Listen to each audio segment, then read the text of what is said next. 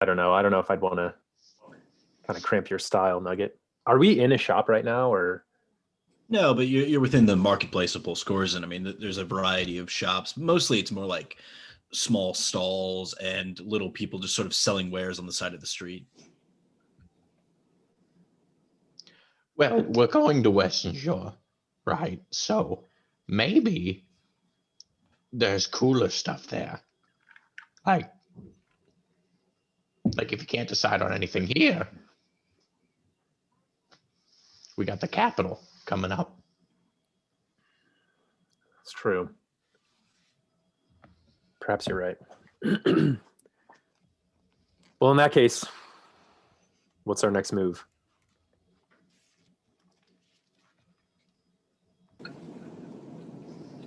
Zebney is chowing down on a Philly cheesesteak, so.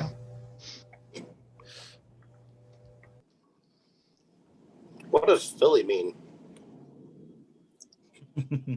Philadelphia. Wait, where's that? I sort of look up to everyone and because I don't make decisions, so I'm just gonna wait for someone else.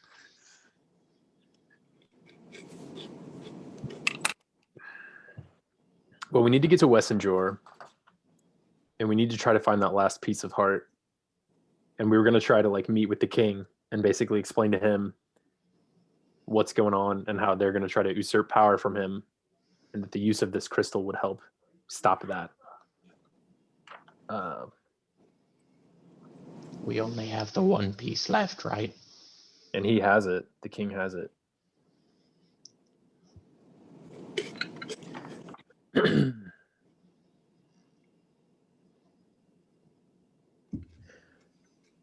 How far is it to get there on foot? Were we talking about getting mounts? Really? Yeah, it's not that far. You estimate that you could get there in a few hours if you had mounts. I mean, maybe 3 hours, 5 hours, somewhere in there. You don't know how difficult the terrain is, but I think I'll be fine. What if I run really fast? You think I could? there's also the option that you could take the water. I mean, that would definitely be faster even. Pulsgården is obviously a coastal town, so. Oh, so we could go along the coast then. Yeah, you could go around north to get to the north dock of Wessenjor.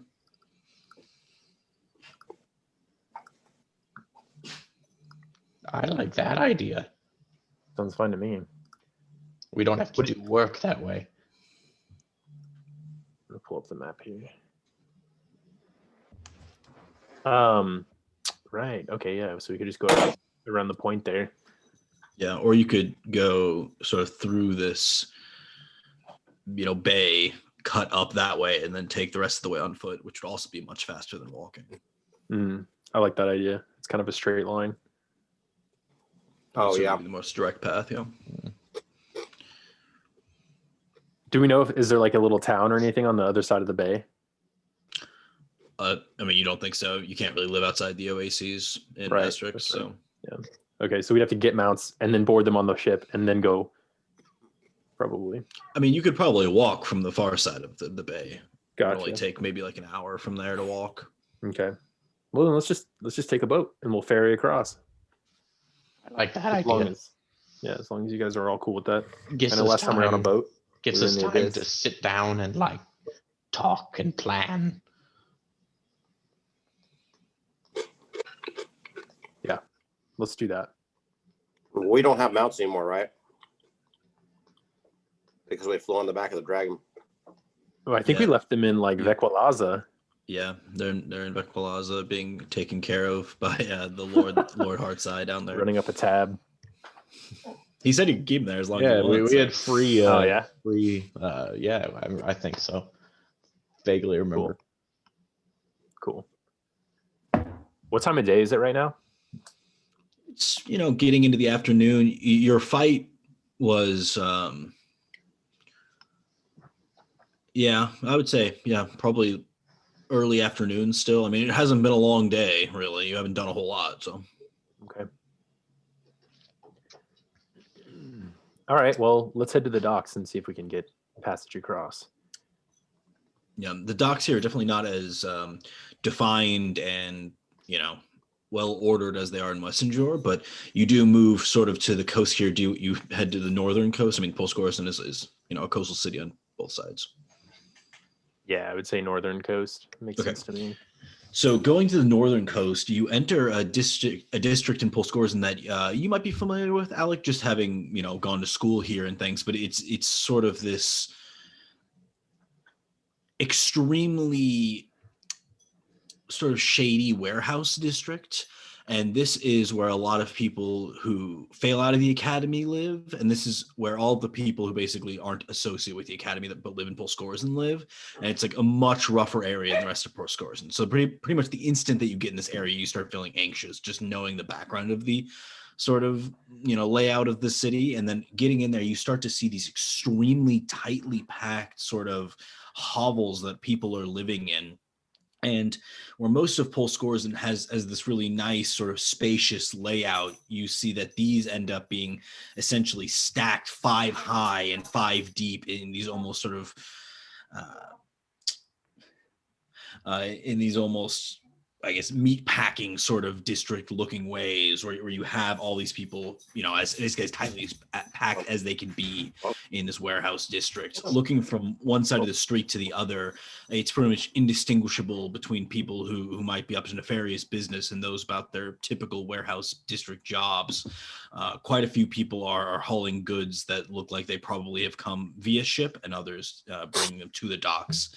As you keep heading that way, I need you guys to roll a perception check.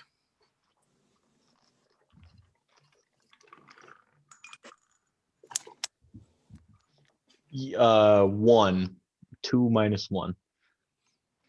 11. Dirty 20. Ooh. Hold on, I gotta get rid of my cats. They're like being monsters right now. I'll be right back. Come on, you demons. Tony Will. 13. Took me a second to dig out my character sheets from under a pile of books. Can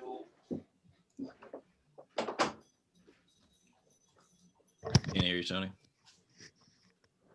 1, 2, 3. Hello. 23. Nice. Okay. My actual headset mic was muted. The classic. As you begin wandering through this district, you find it incredibly packed with people, especially a number of young people, some seeming to be in their early teens, some even a little bit earlier, who seem to be working. I mean, it's pretty disastrous. You don't see a lot of like children moving around. It seems like maybe even they are working in more simple jobs. As you start looking into some of these larger scale production facilities, you see, children basically working the lines, moving one thing to another. You're surprised, Alec, because this is not what you would have expected, even knowing that this is like a rough part of town. I mean, this seems like things have gotten a lot worse all of a sudden. You don't know what exactly is going on, but peering into a lot of these different larger, almost warehouse like construction facilities, you see they're making a number of armaments of war and manipulating magical items. It seems to be a lot of different work with transferring enchantments and manipulating enchantments on magical items that are already existing, presumably not able to make a new one. So trying to harness what they can for whatever purpose is currently on the forefront here. But with that very nice 23, I will say that you notice sort of tucked away in one of these hovels, a figure that's much, much larger than any of the humans that you see around. It's sort of hunched over, has this heavy cloak that's sort of tied into a leather tunic in front of him, and you see the hood basically covering the entirety of his face. He's slouched over. It looks like he might be injured, as you see a pool of some liquid around him. Might be blood. I say, you guys see that? Do we all see it? I guess. If he points it out, yeah. I say. All right, guys. Let me go do the talking. Hey, big man. Hey, big man. As I'm going to walk up to him. As you move over toward him, your sort of sense of perspective gets a little bit better, and you notice that he's much, much larger than a human, easily twice as tall. As he turns over, he kind of brings himself up on an elbow, pulls the hood back a bit, and you see the face of what appears to be a giant staring back at you. Looking up and down, you've heard tell of giants in the past, but none that look quite like this. Sort of deep-rooted and crooked horns extending from his forehead, his face entirely gray, looking like he may be grayed himself. Black, deep-seated eyes and sort of this crooked pig nose, basically bring it down into these pointed elven-like ears and this crooked frown as he looks up towards you. He looks a little bit something like this. Dang.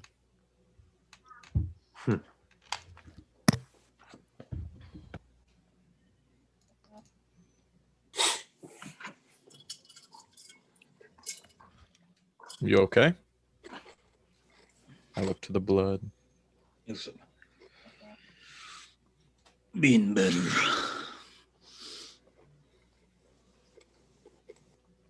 I can try to bandage you up.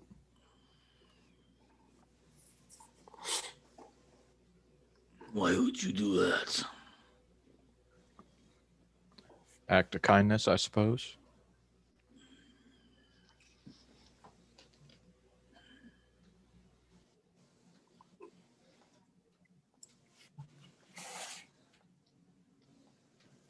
He just nods once. Seems to let his guard down a bit. Okay. I bandage him. All right. Upon inspecting the wounds, pulling his cloak and his tunic off of him, you see he has this densely packed and matted fur. It seems almost stuck to him in places with gashes. You see the blood sort of congealing in spots. It's clear that these wounds have not been properly taken care of. He has this sort of wild look to him now that you get a better look at the entirety of his body. It's a little bit disturbing. Go ahead and roll a medicine check.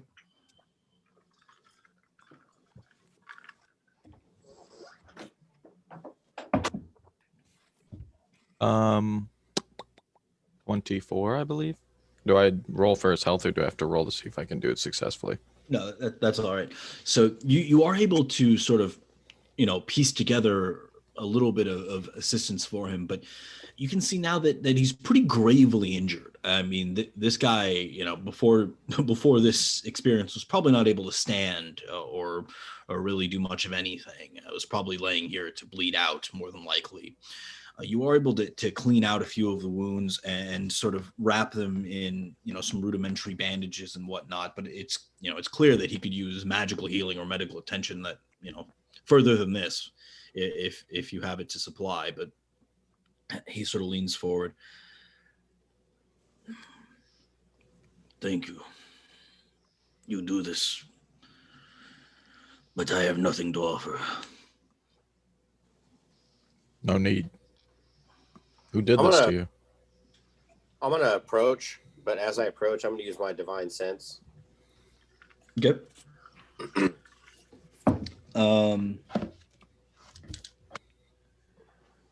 He doesn't ping as anything in particular for your divine sense. Okay.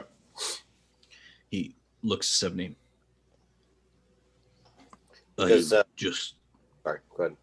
I have just returned from the front lines in West Saint-Jean.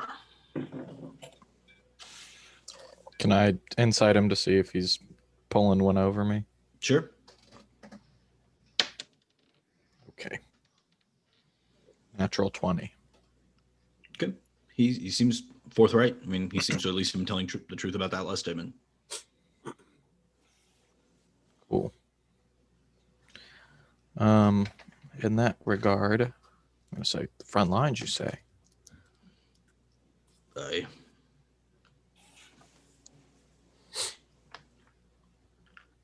Hmm.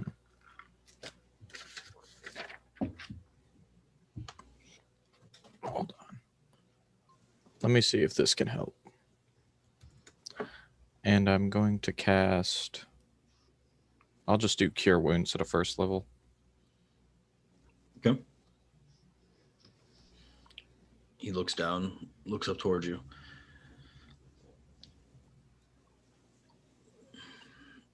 You are a strange man.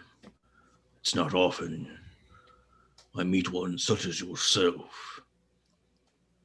I wandered these lands for many, many years.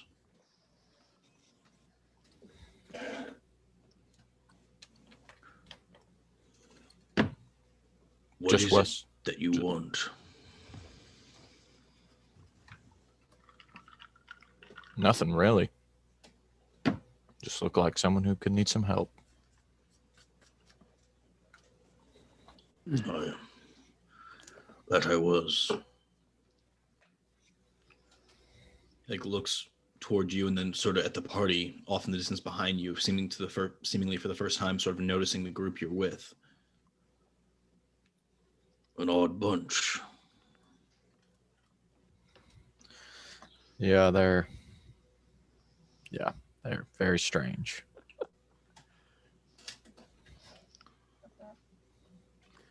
Where off are you making?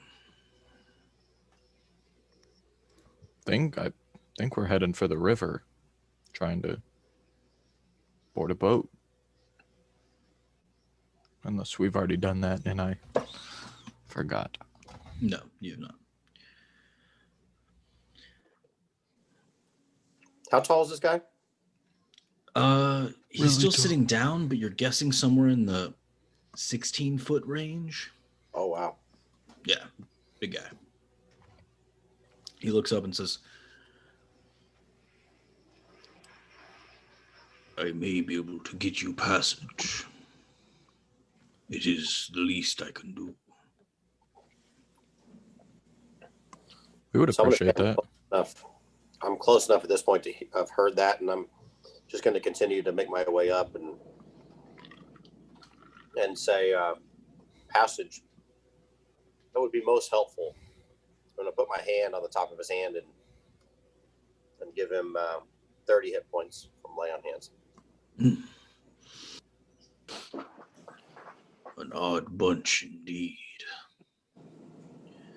He, for the first time, kind of lifts himself and he removes himself with his hobble because he cannot stand within it, and stands up and just towers, and you see his hands sort of stretch, and there's this odd, almost expression that folds through the hairs on his exposed body, and you see them all sort of briefly stand on end before like recoiling.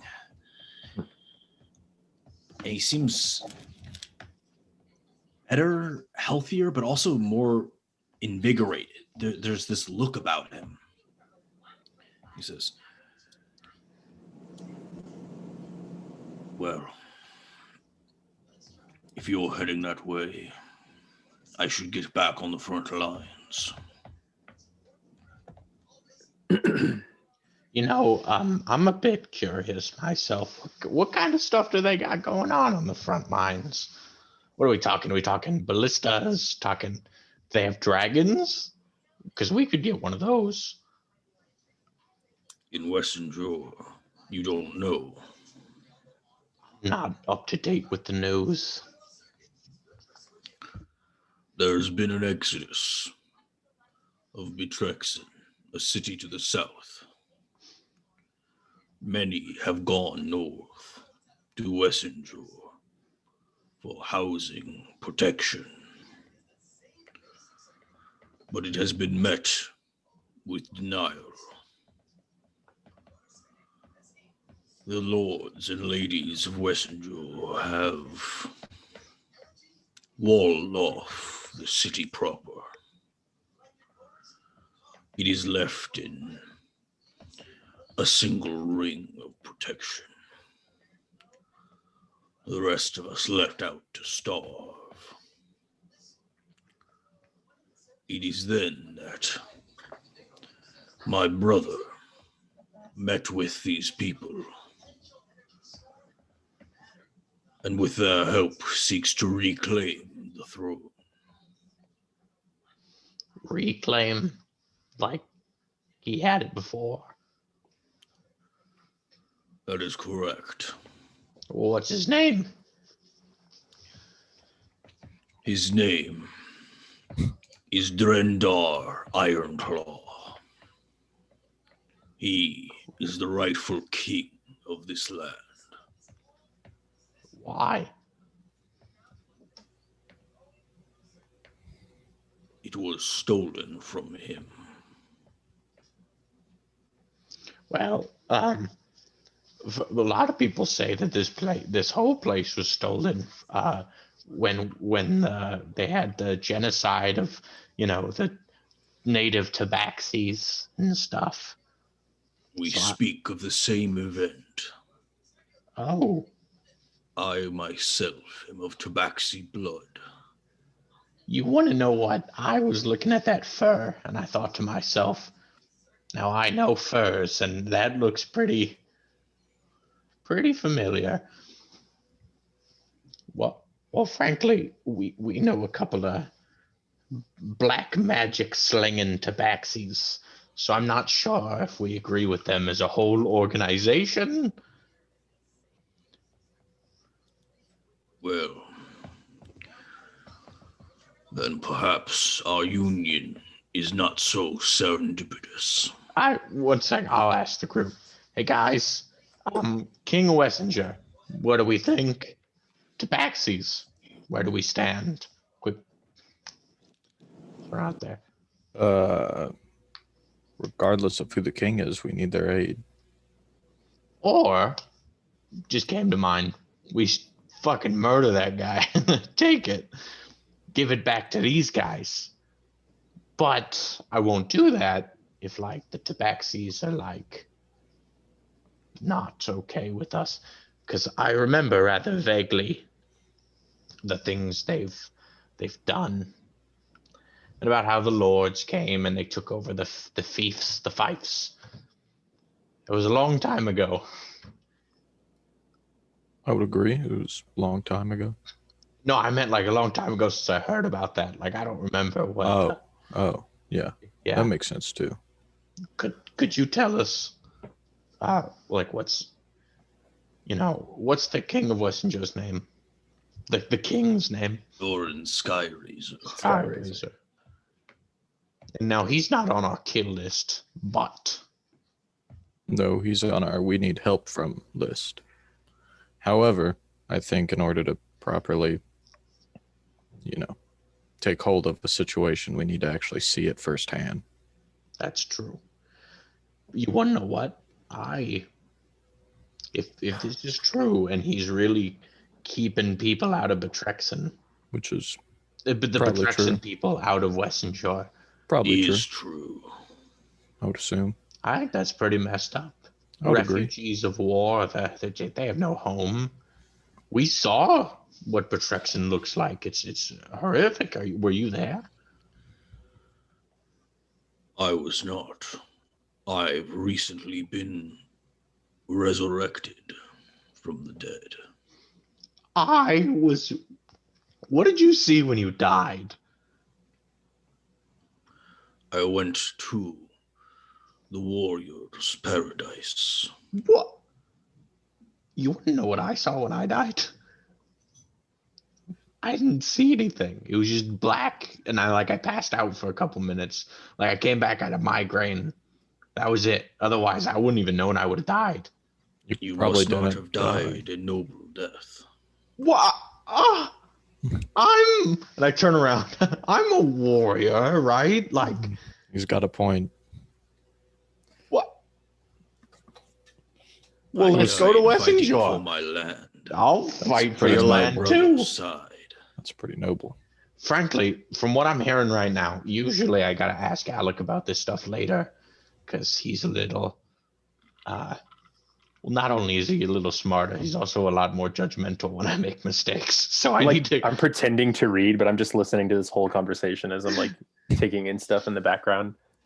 Remind me, what book are you reading?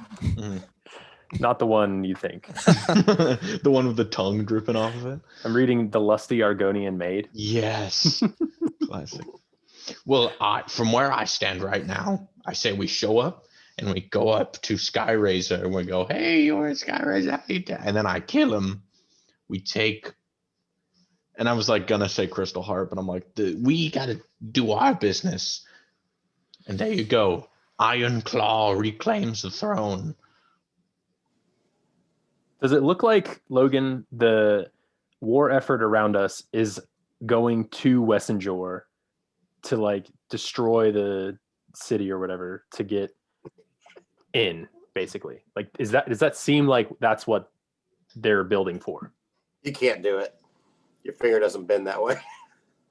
Okay. I mean, you don't know, but you think it's unlikely. You don't know why that would be the case, unless there's something you don't know about.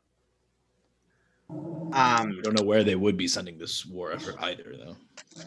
Just Tick-Tick's 2 cents here. It seems like a really bad idea to try and fight with the King Emperor guy, because that's exactly who Jordal Craigfoot wants dead. Kind of seems like this is... At the name Jordal Cragfoot, you see this giant's head sort of turned aside. You know him? I've said too much. Wait. I do.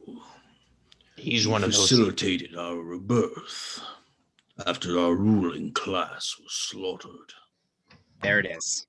I'm gonna slowly back away from the conversation. I'm just gonna be like, Resurrected you? It wasn't him, an elf. I don't know his name. An ally of Jordal's. Jordal is to be raised to king. I thought you said your brother was. That is correct. My brother and Is Jordal Cragfoot are one and the same. oh, Oh, is he like a biological, like a brother in arms? He is biologically my brother. The Jordal Cragfoot you know is, how best to say this, a stand-in, a projection of my brother. My brother is as I am, as all the ruling class were before we were slaughtered. what was your name again? He sort of like gives you all a look as you ask this, and he says, "My name is Gloridig." Is your last name also the same as your brother's? Yes.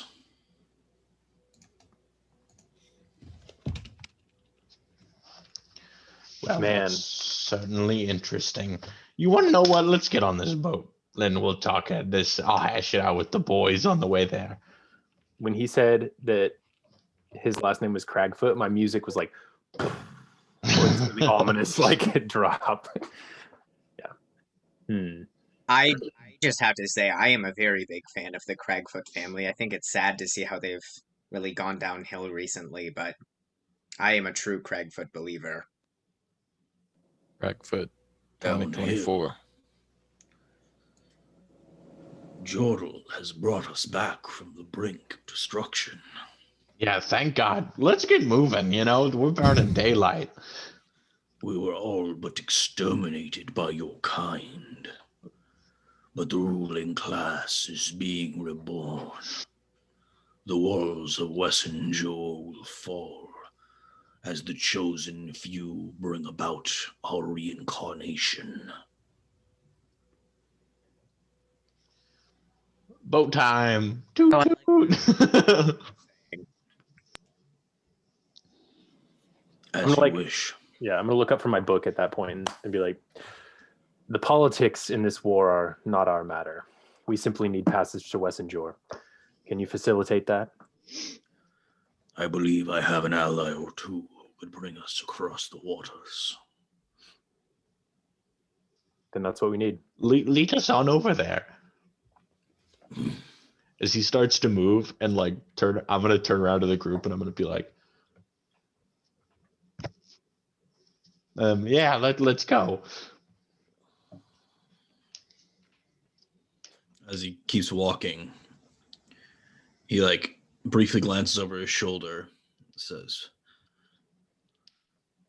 "With any luck, you'll arrive in time to see the ritual. We are reincarnating one of our most powerful tonight." Who's that? His name in an old time is forgotten, but the projection you may know was Issa Morvin. Starts walking again. Wow, that's really interesting. Tell me more. Glad we didn't make any plans for this evening. Yeah, where's it gonna be at? You know, who's all attending and like what are the defenses like? Like do they have like guards or like you know, is it like a no weapons allowed type deal? Do you get weapons? Weapons will be involved. Oh, of course. Now what are The the walls will crumble The under the walls. might of the reincarnated ruling class of Yulandib. That's lovely. Boat time. Do we still have any explosives left? I have a sheet of bomb. A bomb sheet? A bomb sheet. Okay. Not quite sure what it does. I also have a lit fire sword constantly at my side. So this is just a disaster waiting Just to like happen. heat all the time. Sometimes I look sometimes over, you- the fuse is running. I'm like, oh shit. Close on. Sometimes- You catch me just manipulating the flame, just kind of like absentmindedly, just making weird shapes with it and stuff. You sneeze. Making I your think we way should over get on a boat and we all need to have a chat privately. making your way over to the docks. You see as he sort of trudges his way through, people move out of the way as you might expect, though he throws a hood back and they seem even more sort of at bay by his appearance and the fact that he appears gray. And he looks from one to another. And finally you see two tabaxi walk up. Both of them this sort of light brown tannish color that reminds you of some of the ones that you've seen in the wild around these parts. And they say, "Glory dig. Now, you'll be back in the combat, I presume." And he looks over. "I believe that to be the case. I have these to thank." He glances back towards you all. "And I believe we'll be doing them a favor, as they might help us in our efforts. We'll be assisting them in their arrival towards Wessenjor." He steps up onto the boat. The tabaxi nod to you. "Come on then." Howdy, y'all. I say greetings in Tabaxi. One looks over a little bit surprised and responds. I want to try to mimic the sound Alec just said, but I don't know. Roll a performance Tabaxi. check. Nice. It's a 13. I mean, you think you say it. You The as tabaxi, well. the tabaxi looks at the two of you and then says in tabaxi, "Good to have more for the cause." Indeed, brother. Indeed, brother. Hey, Steven, nice shirt. Oh, Sort thanks. Leading you guys onto the ship, you see that it is a relatively large vessel, actually armor plated on the sides, and you see that it is connected with two large swinging balls of a mineral that looks like it might be granite, and they seem to just sort of hover off the ship. They appear to be some sort of battering ram-esque weapon attached to the sides of the ship. Wow. They quickly shove off, untying all of the variety of things holding them here at the dock, and pretty much immediately set sail. You count 6 tabaxi total, sort of running the ship. When we, excuse me, when we board the ship, I instantly open up my little notebook and start doodling. Hey, friends. I thought maybe we could do our good old-fashioned get-together truth or dare sessions before we fight, as we always do. But let's go somewhere private to do it so no one else can. You see Gloridig, he's like talking to Tabaxi. He's like war planning, so he doesn't seem overly concerned about you guys being here. Let's go under. Truth or dare? That's all that's on the boat is 6 tabaxi and then this guy, right? Gloridig, yeah. I am Tick is just going to skip over and just sort of squeeze his way into this war council meeting. Okay. A couple of Tabaxi give you a look, but Gloridig nods, and then they allow you in, and you hear one of the Tabaxi say, "The walls, they're proving more difficult than we initially imagined, but with Issa Morven back in the fold, it will be but days before the sky ship must be called." And Gloridig says, "Good. In that case, I'm glad that I'm making my way back now. It sounds as though my presence will be of great assistance. Do we know Issa Morven's true shape?" And one of them looks up. Yes, it's really something to behold. He taps into a power, something unlike what we know from the past. It's something that was recently co-opted, stolen from us. It's being used by a group here known as the Inquisition. He looks over. And this form, it gives him power?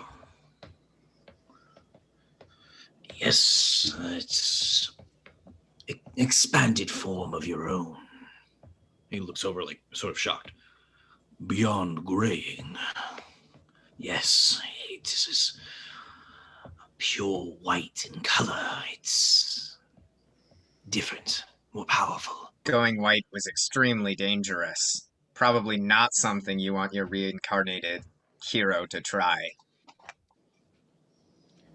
What do you know of it, little one? I know quite a bit about it. It's very dangerous. I consider myself an expert on these things. I feel like only one person ever has been known to have the ability to go white and not instantly die a couple seconds later. And it was not Issa Morven, it was a guy named Tick Tick. But not like my Tick Tick. Like, the second tick is first in his name. I see. Well, if Issa Morven cannot handle the transformation, we cannot reincarnate him again. Sounds like we might need to call this reincarnation off, boys. Might be too risky. I appreciate your input. I will consult my brother on the topic, but Issa Morven, when he died, he underwent a great expansion in power. I believe underestimating him, even at such a cost, may be undue. I don't know. I heard the process of going white. Well, I heard in order to go white, you have to first purge yourself of any demons. And from what I know of Issa Morven, he's got a lot of demons. One of the Tabaxi looks over to you. I think you may be misinformed. We already have one who has gone white. Oh, is that so? Yes. This is news to me. It is one of our warcasters. Tick Tick? I'm afraid not. Are they dead? No. What's They are far, far from dead. It's bullshit. What's their name? Valen. Or if that's who laid ruin to Betrexen. And where can I find this Balin? Where else? He's on the front lines, wreaking havoc. At Wessenjor? Well, I suppose I will just have to inspect Balin when I get there. I think this is a hoax.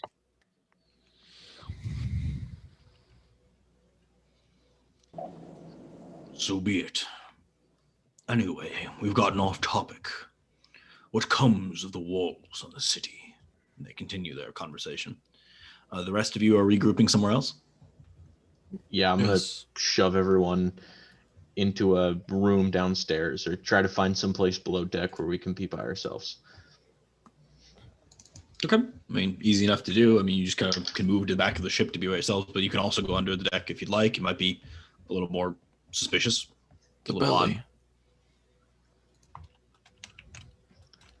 odd. I want to go under the deck specifically. I don't want to be in.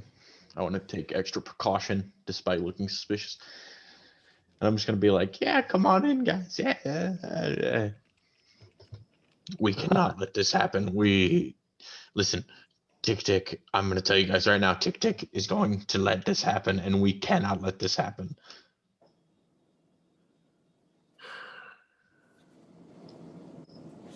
Look, I don't know the politics if you're in Skyraiser. Maybe he's jerk. Well, in fact, from what I've heard, not a good guy. But if we kill him, or if we let these guys resurrect Morven, I mean, you understand that just can't happen, right? We've been working against these guys from the beginning. They've been working against us from the beginning. Yeah, we already defeated Morven once. I don't really want to do it again when he's Tell me stronger. about it. I stabbed the shit out of him last time. It was awesome. But I don't want to do it again, is the point. When I kill people, I want them to stay dead, especially if they're constantly plotting against us with political intrigue, which is what they're doing now. And I know Tick Tick is really a big fan of Morven, not Morven, Yordle specifically. And we can't let him be king. We can't let him be king, especially if it involves the Crystal Heart. Or the last piece of it. We don't know what the last piece is, right? You do. It's in the cane of Urine Skyraiser. Oh, fuck. Skyraiser has it. You know what I would say? Well, let's have Tick Tick steal it, but then that would probably not go well because, well, he would steal it real good. He's real slippery. But you guys understand, right? Like we can't let it happen. Right? I agree 100%.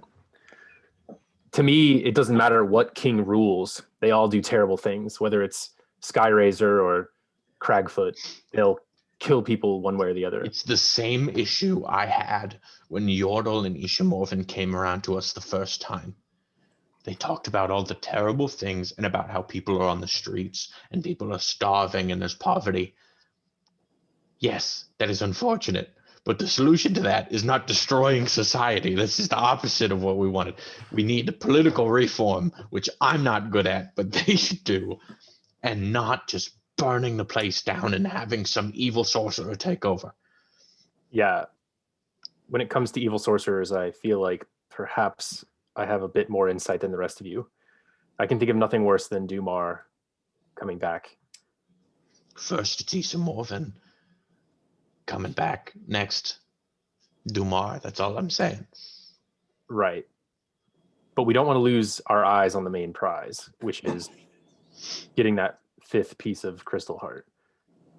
Do you think that we can stop them from doing this ritual tonight? We have to. What if we could, the 5 of us, I don't know. or we could go inside the city walls and warn the king. I just want to tell the king, be nice to people and change your ways, but I can't because no one is frightened of me, nor do they find me nice enough to take advice from.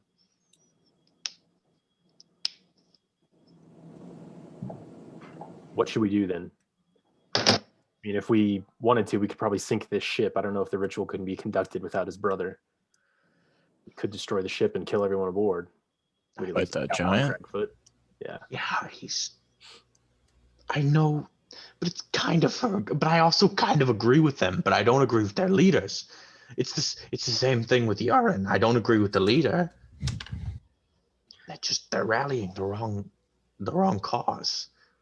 We can't justify the actions of any of these leaders. What we need to do is reduce the amount of suffering in the world as best we can. I think we should stop the ritual to bring back Ishamorvan tonight. But no extra death or suffering needs to come of it. How do we stop it, though? That's the real question. And what if we get killed in the process? We're this close to Wessenjor. If we could get that 5th piece of Crystal Heart, maybe we could make the techromancy, and I don't know. I'm just, as always, offering the opposing opinion. But Bran, morally, you have sort of an authority usually. So what's your opinion? So I kind of lost. I think some of this stuff may have happened before I came along. I don't know who's who. I believe you were with us when we had a run-in with the 2 Tabaxi folk the first time. I believe, because I think you cast Hold Person on somebody. So, We as were a in the brief, I guess, as an expanded recap with the new knowledge that you have, apparently, long ago, whenever this portal was open, like 500 years ago, a lot of the Tabaxi were killed, but their entire ruling class was, assassinated, murdered one by one until there was no ruling class remaining. Apparently, the ruling class is this sort of evolved Tabaxi that is, half giant formed. And so far, every one of them seems either grayed or whited, this sort of transformation to expand their magic that is sort of influxed. Essrex itself has some sort of unnatural power drawn by this gray wind. So the gray wind seems to be associated with them. And apparently, 2 of these creatures were sort of able to project themselves back on the plane of Essrex, at least 2. One being Isamorvan Shavir, which was this sort of black magic tabaxi that started what was, I guess, one of the catalysts for the development of the Beholder issue to begin with. He's also one of the members of the Chosen Few, which is this organization that you've been sort of following, hunting, trying to steal their crystal heart pieces, etc. And the other one is Jordal Cragfoot, who apparently was once the rightful king, and presumably was king at the beginning of all of this, of the ruling class, and therefore of all of the tabaxi here in Ulandib, which is now called Essrex, though Jordal apparently is being, retransferred back into a previous state in his hierarchical rule that's more similar to his true body, presumably being resurrected into, his quote-unquote ruling class form, which is this grade version that you're seeing currently on his brother. But do we know, how... So that was thousands of years ago. So how did he get resurrected? We don't know. How did who Jordal? Jordal. Well, you don't know how he is currently being resurrected, but presumably he was, has been brought back in conjunction with this plan of the Chosen Few, in their connection to Dumar in some way. But you don't know for sure. Okay. Who was the tabaxi that got away? We were fighting on the outskirts of the Trexen. Jordal Cragfoot. That was Jordal. Okay. Forgot about that. I totally forgot. But Issa Morven is also a tabaxi, right? Okay, that's what I thought. Okay, sorry. Dumb question. They're the only 2 tabaxi in the Chosen Few, and they were both reincarnated tabaxi. Okay. So it seems like the Chosen Few is an organization that their whole purpose was to bring these people back, and they had some sort of preliminary reincarnation of these 2, but it wasn't their full reincarnation, which they've now achieved with Jordal, and presumably tonight they are doing so with Issa Morven. And this brother guy, right? I mean, they've brought him back essentially. And who knows how many others? So you have no idea. Damn. I'm gonna we about to get TPK'd by the whole Russian army. I'm trying to sit here and I'm gonna wait until Tick Tick comes down after his little talk to. All right, so I'll skip over to Tick Tick again. The Tabaxi says, the walls are nearly impenetrable. It's unbelievable the strength these mortals have. They can carry rocks 10 times their size. It's unreal. I see.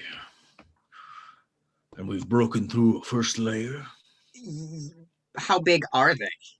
Like 3 times your size, that's not necessarily so big. I mean, if I it's 3 said 10 times their size. The rocks themselves, they're enormous. They're unbelievable. I mean, certainly taller than our friend. He gestures over to the giant with you. Are you sure it wasn't some sort of skewed perception? You being like farther away, it seemed bigger or something like that? Quite sure, yes. The rocks were dropped on our front line. Okay, carry on. So, after breaking through this initial barrier, they'd put up more. Yes, it appears at least 3 of these boulders thick. It's been nigh but impenetrable. That is until Isamorvin can rejoin the fray. Are you sure they are the ones who put up these defenses? It could be a third party. What? Yes, we are quite sure it was the immortals themselves. They dropped them one by one from their sky ship. Okay, but how do you know? They look at each other. That's not the only sky ship that's out there. There are plenty of other sky ships. Namely, one other sky ship that I know of. Really? And where is that? Well, it's down, I can't even remember the city name, but the one in the desert. And here, I have a model of it. And I reach into my pocket dimension and pull out the model of the airship. He stares intently at it. So it could be a third party, is my point, and all this fighting could really be for nothing. How do you know you're not being manipulated by someone else? Manipulated. We're fighting back for the throne of my brother. I know, but what if you're being manipulated by somebody? Somebody you don't even think is a real threat, who's whispering in your ear and just telling you all of these asking these questions and misleading you, and Well, if that were the case, Yorin Skyraiser can give up his throne whenever he wishes. Until that day, I will fight by my brother's side. Have you tried to talk to him about it? There's been little in conversation that he's willing to have. Well, maybe now he would change his mind now that there is another airship out there and he's not the only one with an airship. You can use your words if you'd like, little one. Until you find a way to breach some sort of peace, I fully intend to kill him. Okay. Carry on with your planning. They go back to planning, just talking general war strategy. It seems like mostly there's catching him up on things that he's missed. Yeah, I leave. Okay. Head downstairs to find the rest of my party. Okay. You see them all there? Here is what you missed. There are big boulders being dropped by guys in an airship. They say it's the Immortals, but it could be anyone, really.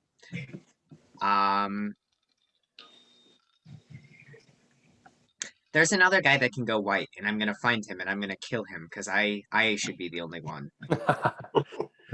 You're gonna kill him? What? I am going to kill him. His name is Balin.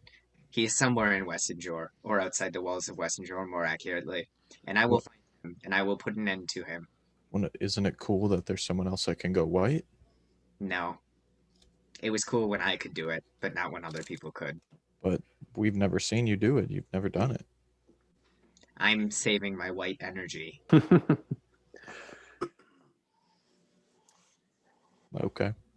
Like your power. Sounds like white privilege to Yeah, me. I was gonna try to say a little white privilege joke, but I kind of think of one. So, do you know how to stop the ritual to bring back Ishamovin? I don't. I really don't. No. But probably if we killed everyone, that would probably stop it. Plan on killing an army? But that's a thing that like you would do, right? Well, most of them. No, I mean stopping the ritual, not necessarily killing everyone.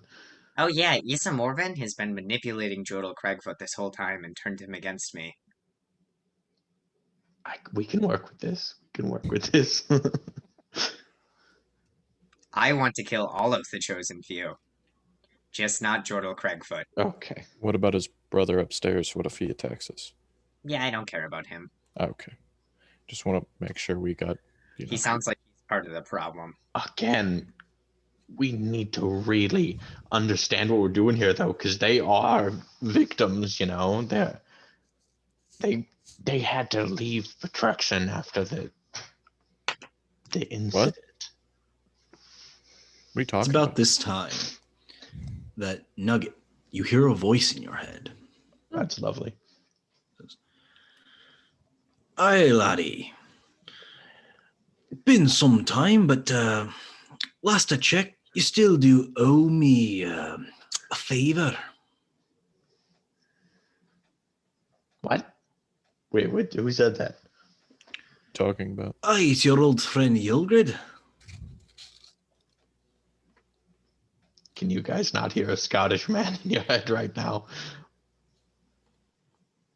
Wait, Scottish? Oh boy.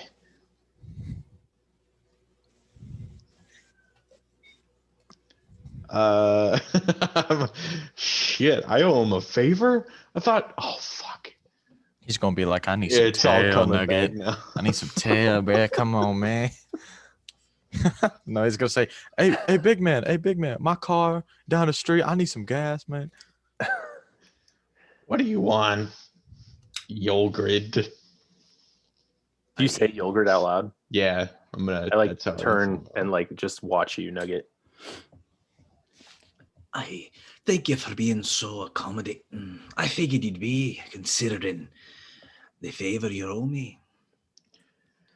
When did I say I owed you this favor? Was this back when for that axe? That was like 3 weapons ago, man. I'll just pay you, okay? I'll just pay you back. Aye, that's exactly what I had in mind. You'd be paying me back. What do you want? I'm afraid it might not be so simple. I can discuss it over this brief spell of mine.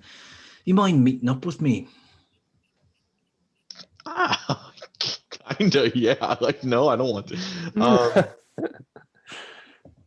Wait, how are you talking to me?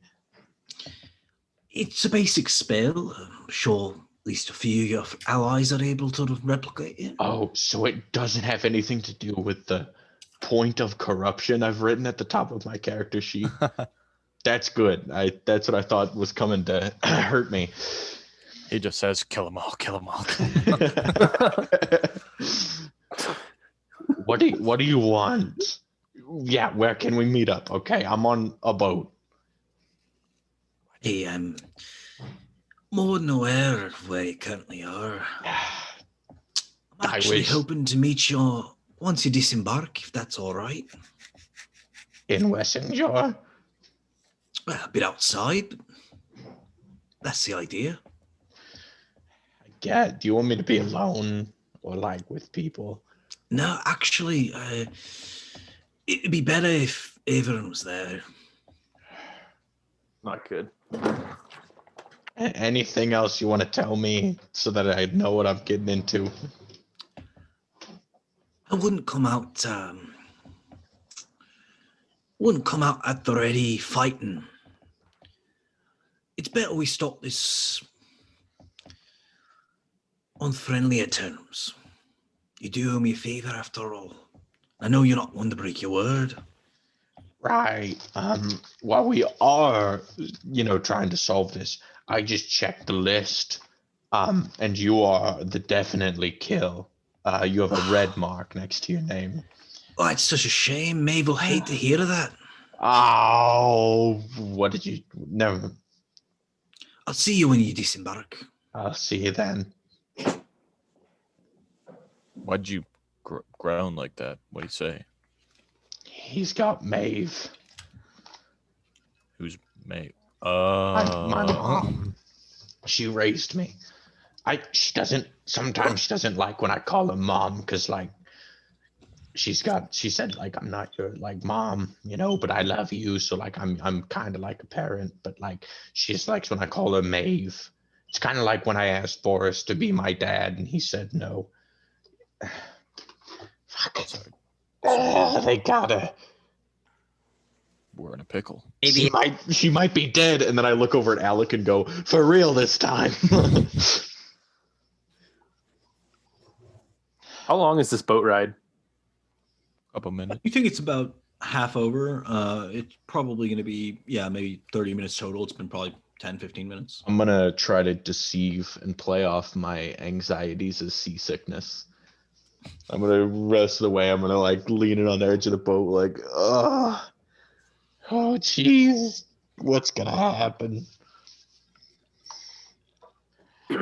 It sounds like they know we're coming, and we can't fight our way out of this. Who says we can't? You may be able to. Look, we just gotta play it by ear when we get there. What about the people up top? On the deck.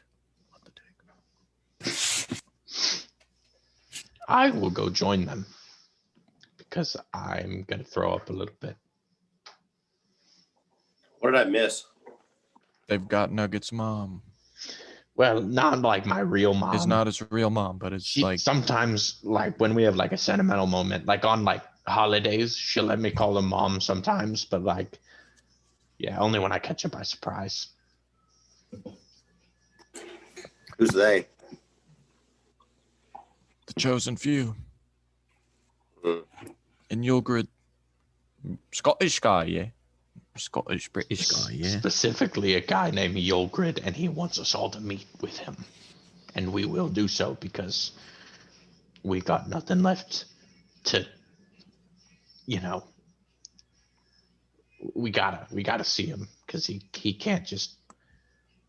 It's a bit prolonged. Could I have like insight checked him? I didn't even think of that by the time came. I was overcome with nerves. Yeah, you'd have to have done it as you were talking to him. Yeah.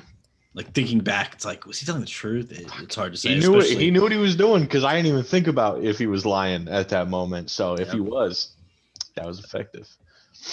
Especially difficult when you're not having really a face-to-face conversation. It's just voice in your head. So, anyways, I'm gonna go throw up on the overside of shit for a little bit until we get back to Essrex. I'm gonna intensely doodle. all right. As you approach the far shore, you see a sort of makeshift dock there, clearly probably for this exact purpose, to get people from Polskorzin up to this side of Western Jor. You can almost see the walls of Western Jor. You do see one tower sort of extending up in the distance. But basically what gathers most of your attention is you see a gathering of 4 people on the shore next to this sort of dock.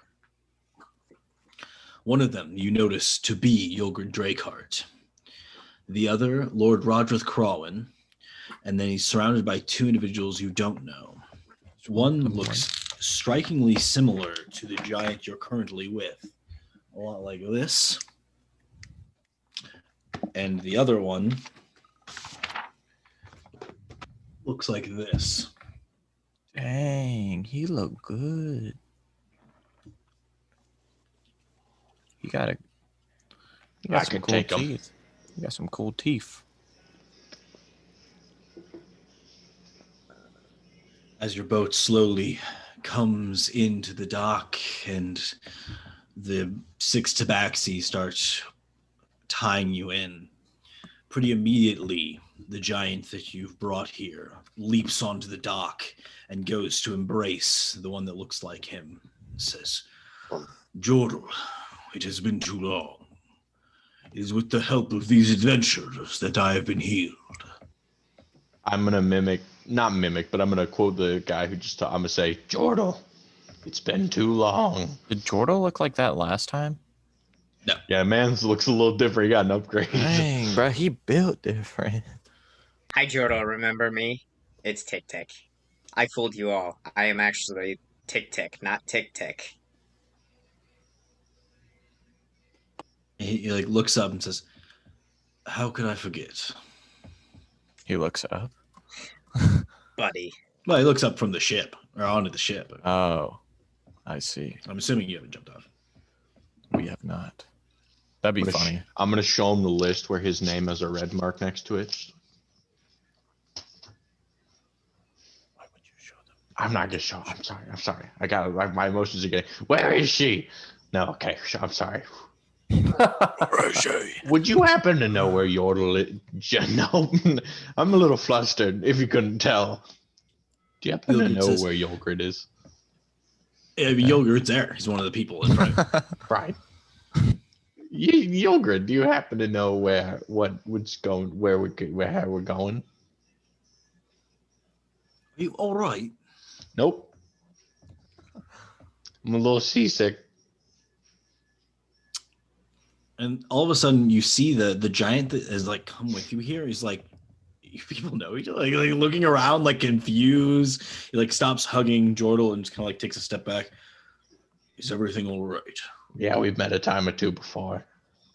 And Maybe a couple Jordal times. leans forward. I hope everything will be fine, but this lot can be troublesome. I thank you for healing my brother. This lot can be troublesome. You said it best, Jordal. Tick Tick, I believe you have something that belongs to me.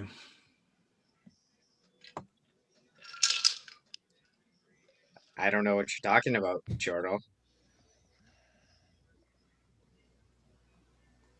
The Omniweaver. I intend to rebuild it. Immediately, post haste, if you don't mind. Well, I was actually thinking maybe you could give us the last piece and we could rebuild it. Well, I don't have the last piece, now do I, Tick? So then why would we give the pieces to you if you don't have the last piece? Because they were stolen from me. By you! Peace. You just lost them and I found them in your pocket. Oh boy. Why don't we go get some drinks? You guys ever had mead? Pretty good. Just looking at yogurt. Logan, can I say that I haven't revealed myself like on the boat yet, or have they seen us all? They've Right. seen you all. I mean, like, you would have done it preemptively. Okay. What? Like I'm pretty sure we have like a meeting, right? Like somewhere else. I don't think that'll be necessary. This seems an appropriate place. Right here. Great.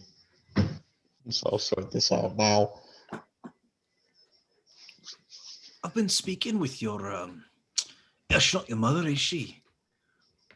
Well, sometimes she's my mom. Why do you ask? I mean, not that she's like, what's going on? You'd be surprised how useful a great cleric of her strength is. She used to heal the scrapes on my knee. Aye, she's been instrumental in the resurrection process. A great boon to us all. And I never would have known if it wasn't for you. Really, you've helped as well. Great. Logan. Yeah. So good. Could I see her by chance? Is there any way we could? Yeah, I intend to show you to her. Once you join us in our conquest. Conquesting isn't quite my thing. Then Jordal steps up. How about reclaiming what is rightfully mine?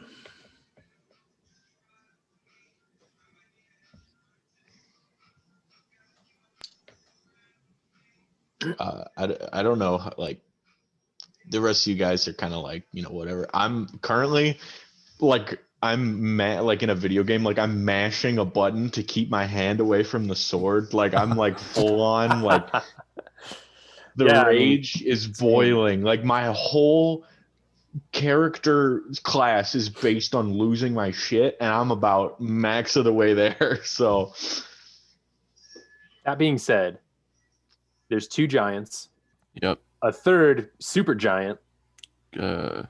basically, and Yulgrid. Yes, there's 1 white giant, And 6 2 tabaxi. gray giants, and then 6 tabaxi. Is the white Yulgrid, giant the and white- Lord, the whited- Lord Rodrith. yeah, no, I'm not. I don't want to fight. I'm just very I mean, emotional. I do. I don't want to fight. You go to bed? What if Good night. I gave you some of the pieces and we kept some of the pieces and then neither of us had too much power? It would be like a system of checks and balances each other. It's already been. To be honest, Tick, I don't hate the idea. At least then I'd know you're not in possession of the Omni Weaver. Well, we're not. We're missing a piece. It's not what? It seems confused by this statement. Yes, I know that you don't have all of it, but if you were to acquire that piece, you would. And then what could we do? Well, certainly you could thwart our plans, at very least. More than likely, even what Issa Morvan sort of cooked up for you. No, I'm afraid it won't be that simple.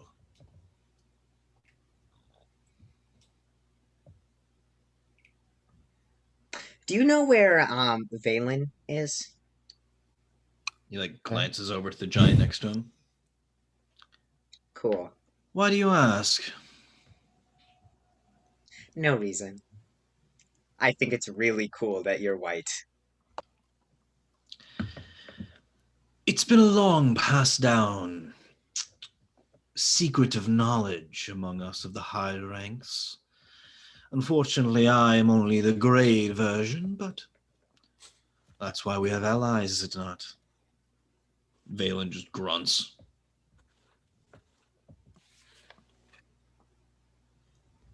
I do fear his mind's been shattered. See, that's what happens when you don't get the demons out. Can I see her? Can we talk a little bit? At which point Yulgrid kind of looks up towards you. I do want to see her with you. I want us all to be friends here. Really, from the first day I met you all seemed like good company. For some of you, I even sort of brought you here. He kind of glances over to Alec. He grins as you smirk. Oh, I don't smirk. I'm really angry, like gritting my teeth. I do hope we can all come back together, at least on a temporary basis. There's no reason to be infighting when there's a greater foe.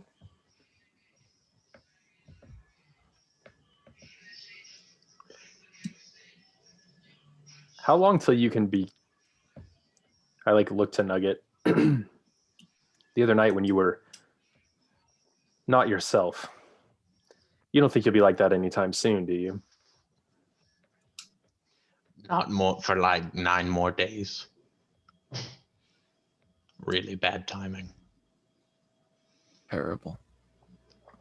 Also, we need to have a discussion about that before I do it again. Not right now though. We got bigger fish to fry. We gotta have a safe word. Mm-hmm. Shrubbery. I like that.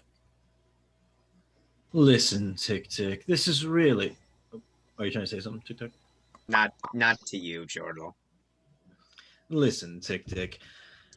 How long have you known these folk? A couple of weeks, please. You've known me your entire life. Are you really going to forsake what we had for some petty grandeur? You didn't seem the type. Gonna I could cuss my hand. He's tricking you, bro. He's tricking you. I could ask you the same thing. It seems like you're really being manipulated by these chosen few. Why can't you just be the good old Jordal Cragfoot that I know and love and come join us instead? Tick Tick, he replaced you. He has a new white friend. He looks up. I'm afraid it's not that simple for me. You see, this is who I am. It's always who I've been. I was alive long before you were, Tick Tick. But we were friends, real friends. In fact, I know you have never met Smuzmarlem, have you? Yes. Oh, well, I've had a few discussions with him, and I think he believed you to be worthy of the rank of platinum, at least. Once this is all done, we can all go adventuring together. I'm looking over at him like fucking Emperor Palpatine. I'm like, yes, use your hatred. Use your hatred. Don't do it. Don't. If you help me kill the rest of the chosen few, I'll help you kill the Emperor. We should have a discussion. Just try to like. You know no one is slipperier than me. I can get on that airship. I have my own airship, almost. How do I know you're being straightforward? And immediately Yogurt looks over. I certainly can't be serious. What is this? Wait, bruv. What's and this? Just with a hand, he like stops Yogurt from speaking and says, "Go on, Tick Tick." You've heard my offer. And the rest of you, the heads of these pawns for urine, and I get my throne. We should really have discussed this earlier, not at a time like this. You can tell just by their mannerisms that both the white giant and his brother would back him to kill anyone. I mean, they don't seem to care. Oh, I'm gonna kill the white giant. Eventually.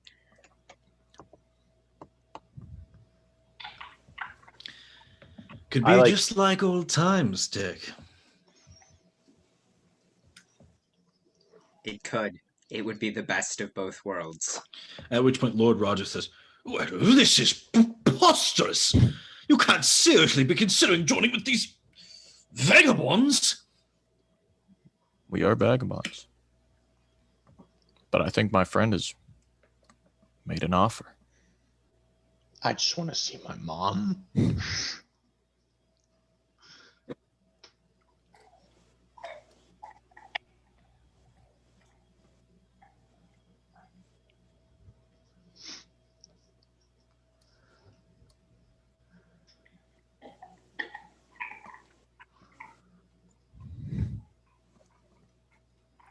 Whose turn is it to talk? There's about 30 seconds of silence as everyone is looking at each other. Tense. Hands on every weapon. I want my eye to be twitching like an Old West movie. I got hand on the trigger. Isn't Yulgrid a member of the chosen few? So like Roderick. This wizard is openly just saying like, "I'll kill my ally standing right next to him." Roderick is right next to him. Yulgrid is right next to him. Yeah, at least. That's two of them here. There's also Well, I mean Yordle, but Triswraith, who got away. Musmarlum wasn't here, but he was just mentioned, right? Yeah. Yorlar, and the headmaster Pierre, which presumably I don't know where he's at, but I mean, he's here. He's somewhere in. I mean, not Yeah. here, but Yeah, he's in presumably Western in Shore. here. Yeah. There was also 2 more, but we killed those. Except Ishamorvan might be coming back tonight, so maybe we only killed one of those. All of We these dead in a single blow, and all we have to do is kill the Emperor. A nice Kill idea. the God King. You're in Sky Racer. Yes. What about? and we think that he's in the airship, or is he in the city? I mean, you don't know. Do you ask?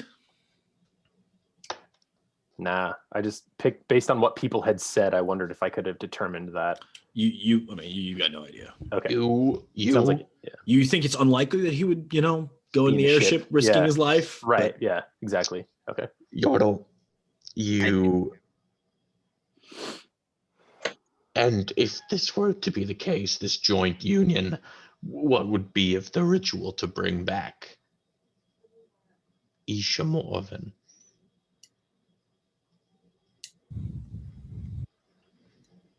I've always believed that one's ascent to the throne is not easily done without a few bodies lining the path.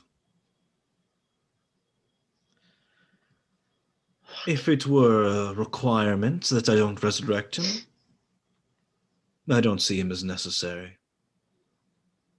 His brother looks like a little bit surprised at that. Can I see my mom, please?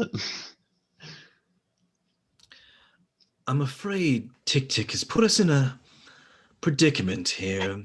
I think we'll need to sort this out before we join any more of my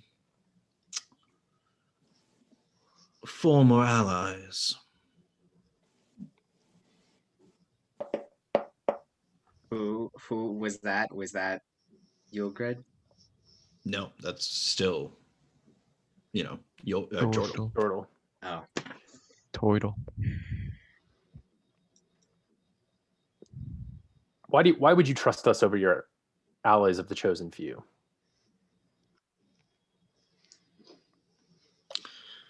There are those among them that I believe are self-aggrandizing. I'm their king, after all, and they haven't been treating me as such. I'm gonna. It's been. You can't be serious. I mean, I've been doing all I can. It's a difficult time. And it's as if Jordal doesn't even hear him. He just stares directly at him. I'm gonna look at Jordal and I'm gonna be like, I don't think it's about trust, Alec. I think it's about the heart. And right now, we have more pieces than his team was able to assemble. You're wise for your years, little one. 6 whole years. The Omniweaver would certainly be of assistance. But in addition, I have no older friend than Tick.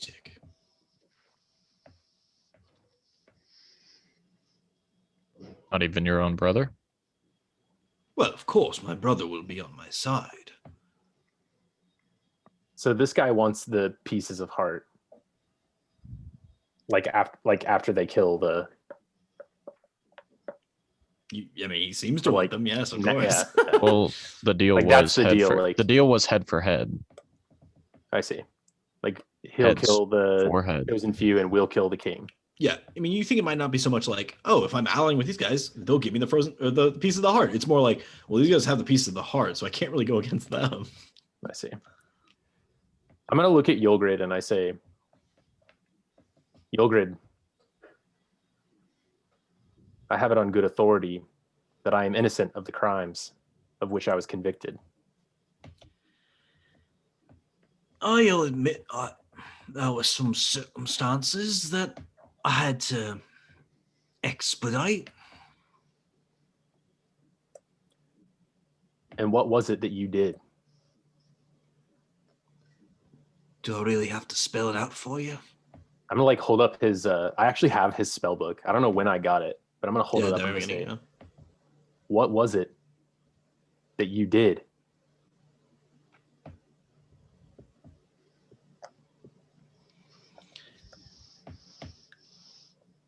Do I really have to explain it in detail? I did what had to be done. You see the book like begin to smoke in my hand. What was it that you did?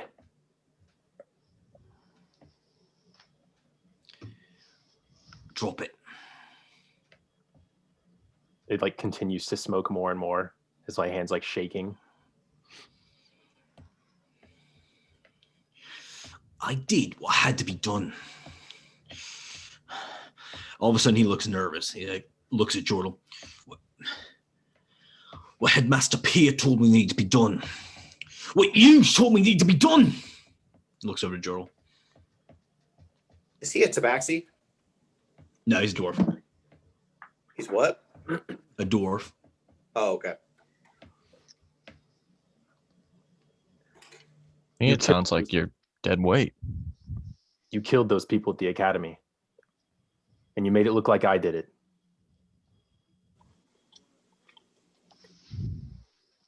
I know of it.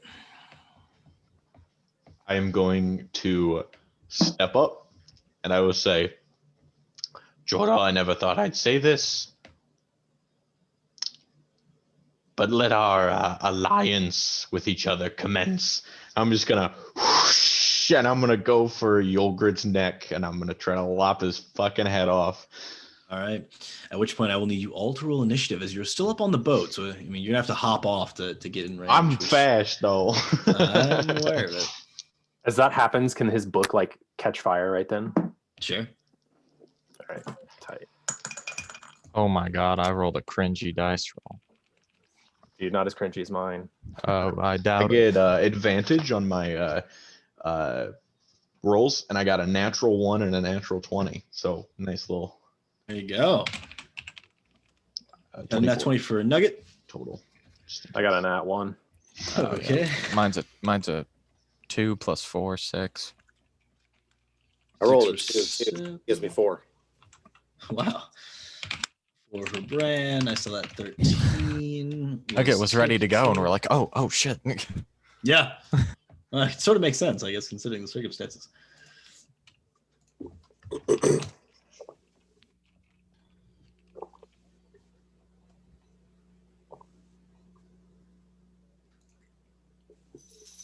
All right. That's Valen.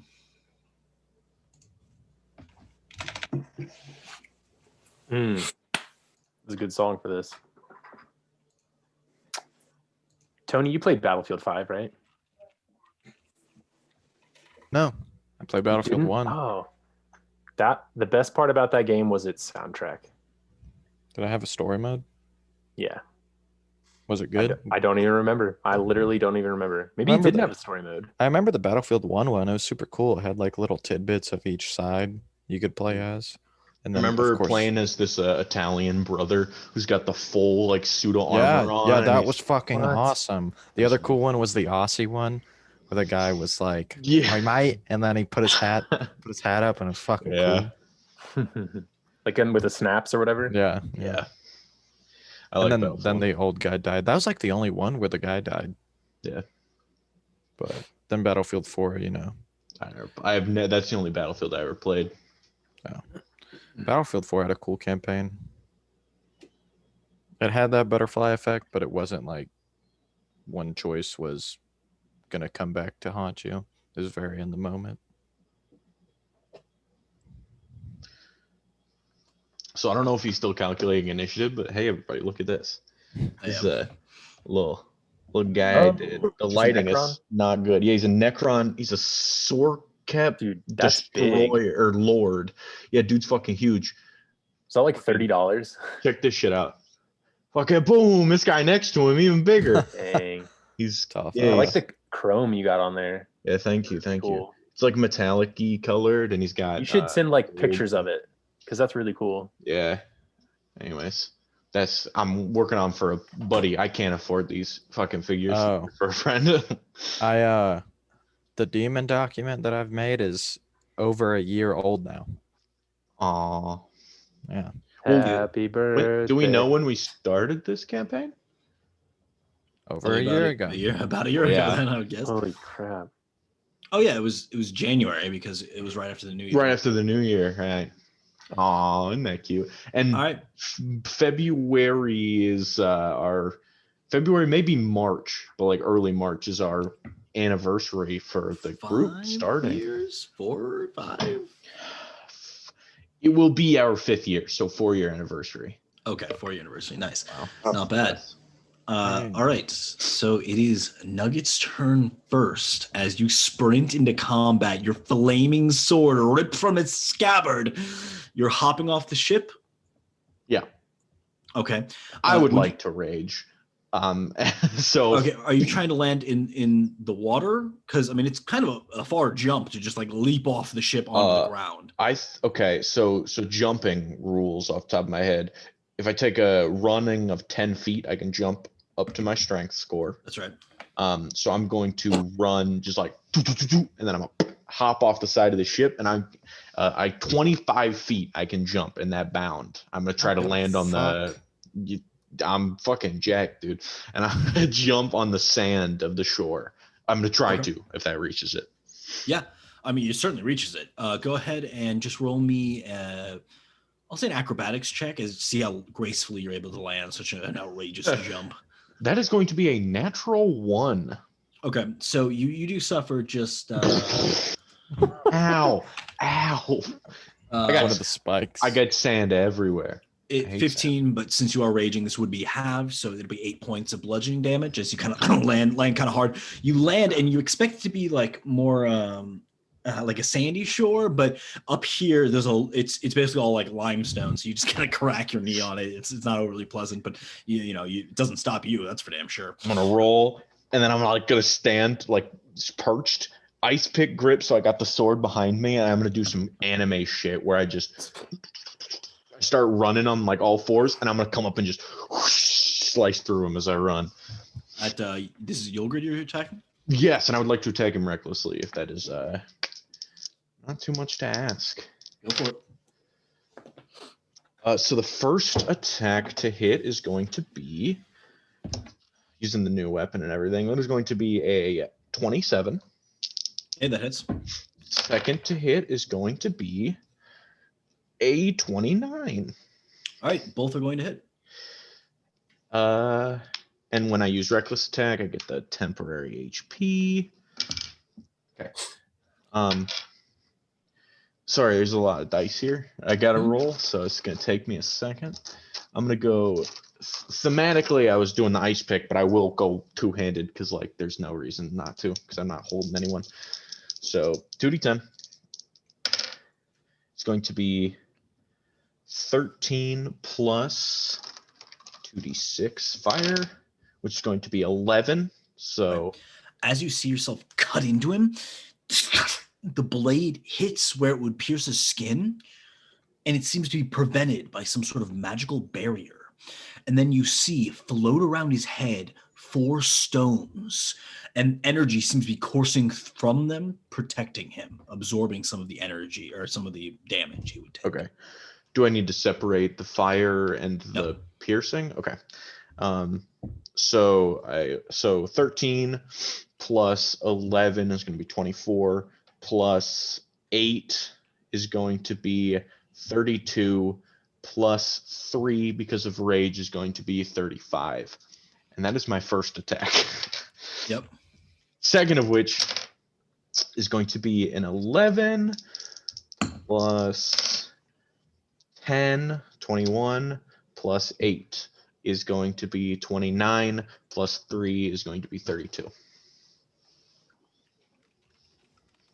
Very nice. Yeah, you just both just slamming into him, and you see one of the stones crack slightly. It doesn't break, but it did crack. All right. It seems like you're making some progress, but you have not penetrated whatever this barrier is around him. This sort of magical protection that he has. All right, dope. And your bonus action was to rage. Bonus action was to rage. I fucking ran as far as I could, and I attacked him twice. So that's gonna be my first turn. Very nice. So it is now Lord Rodrith's turn. As he takes a step back, sort of confused, he is going to use his commanding presence, and he's going to say, "Yulgrid, defend us!" And Yulgrid, seemingly, invigorated by this statement, is going to, So Yulgrid reaches out, and you can see as the book incinerates, his eyes go pure black, and he is going to unshackle his magic. So he's going to choose you, Alec, to unshackle, and you will lose control of your magical ability. Is this a spell? Yes. I counterspell it. Ooh, okay. Roll. Okay. Come on. Serve me well, dice. What do I add to it? Anything? What do I add to it? Yes, your intelligence modifier, or whatever your spellcasting modifier is. Just the modifier? Yes. Okay.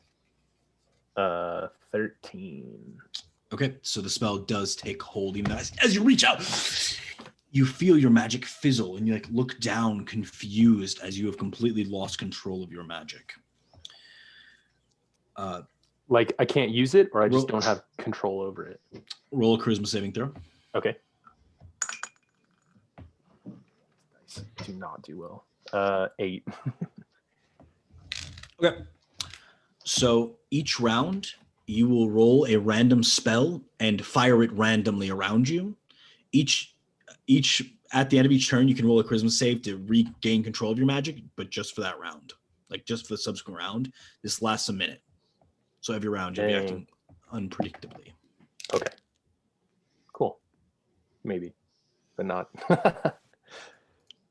And you guys see as this sort of influx of power hits Alec, and Tick, you start to see these crackling, almost lightning, rips in the area around him, and you recognize this as wild magic influxing into Alec, and you can tell that Alec is not ready to control this much wild magic, and pretty much immediately you see flames just kicking up on the ship around him.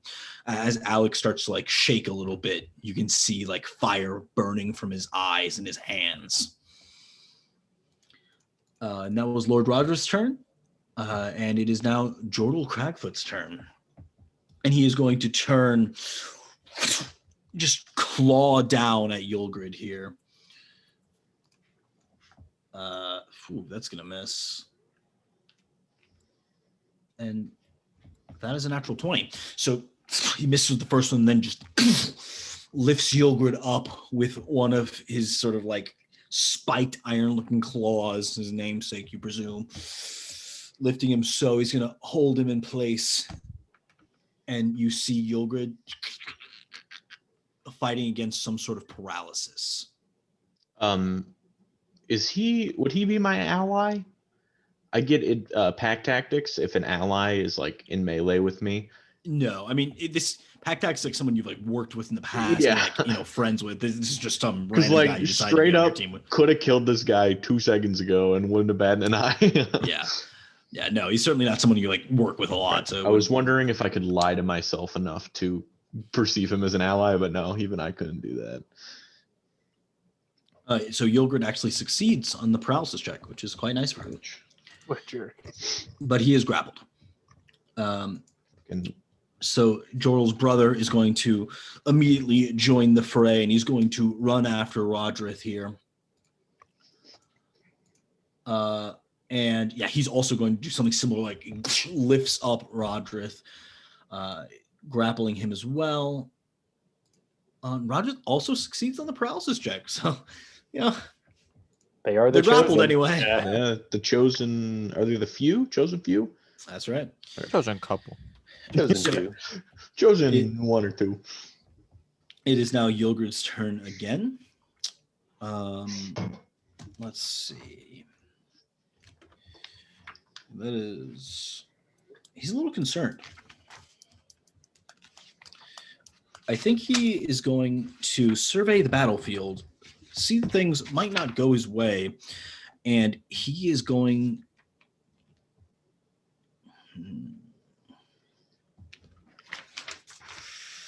Yeah, he is going to attempt to dominate monster on Valen. Who's going to fail. Dang. You see as Yilgrid's eyes go from black to this like grayish and then a green. And as they turn green, you see Valen's eyes come over with the same green as he looks with his sort of tusks like coming from his mouth. And he just falls to a knee at Yilgrid. Oh, Yilgrid Valen says, failed. yeah. Oh no. And Yilgrid says, "It is time for you to do what you must." He's like trying to fight his way out. And that is Yilgrid's turn. Tick, yours. I'm gonna start my turn by casting Blink upon myself.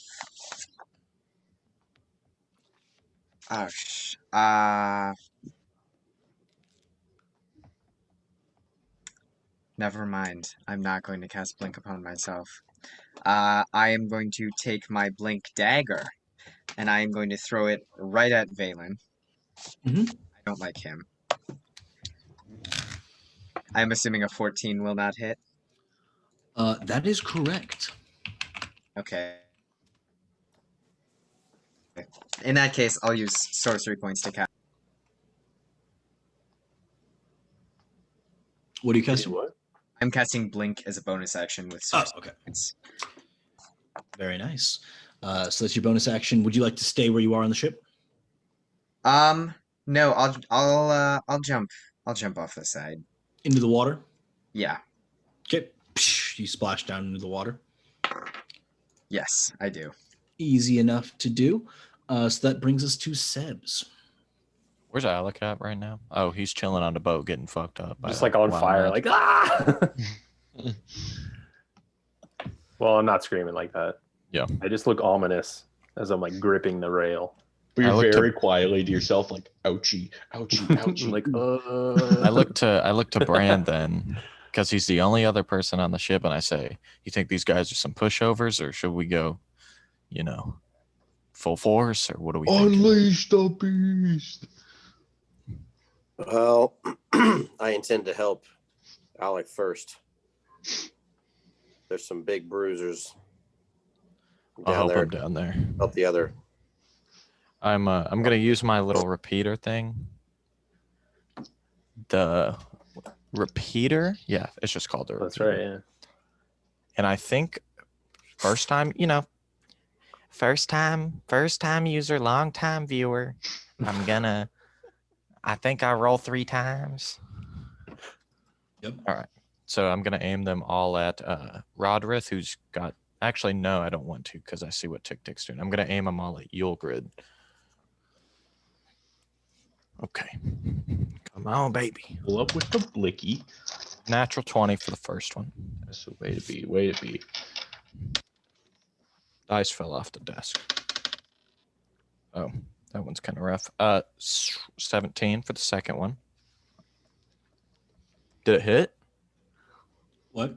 Does 17 17? Did Okay. it, yes. And then for the third one, 16. Actually, 16. no, wait, bad math. Sorry, 21. I was thinking That of plus 6. Okay. So I'm going to do the math on all 3 real quick. It might take me a second. Sorry, guys. is. So Yogurt is a dwarf. What is Rodrith? Human. Human. And who's the other one we're fighting? Or just those 2? It's just those 2, though currently Valen is under the control of Yulgrid, it appears. I have a feeling Valen's gonna die in the crossfire accidentally. Yeah, that would be a real shame if the only other white magic user died. Terrible. Dude, I need that little dice bowl you have, Steven. Yeah, you should get one. They're kind of nice. Oh, this thrice attack is really nice. I'm not gonna lie. Are you listening to Thrice? What? No. I attacked 3 times. Oh, I see.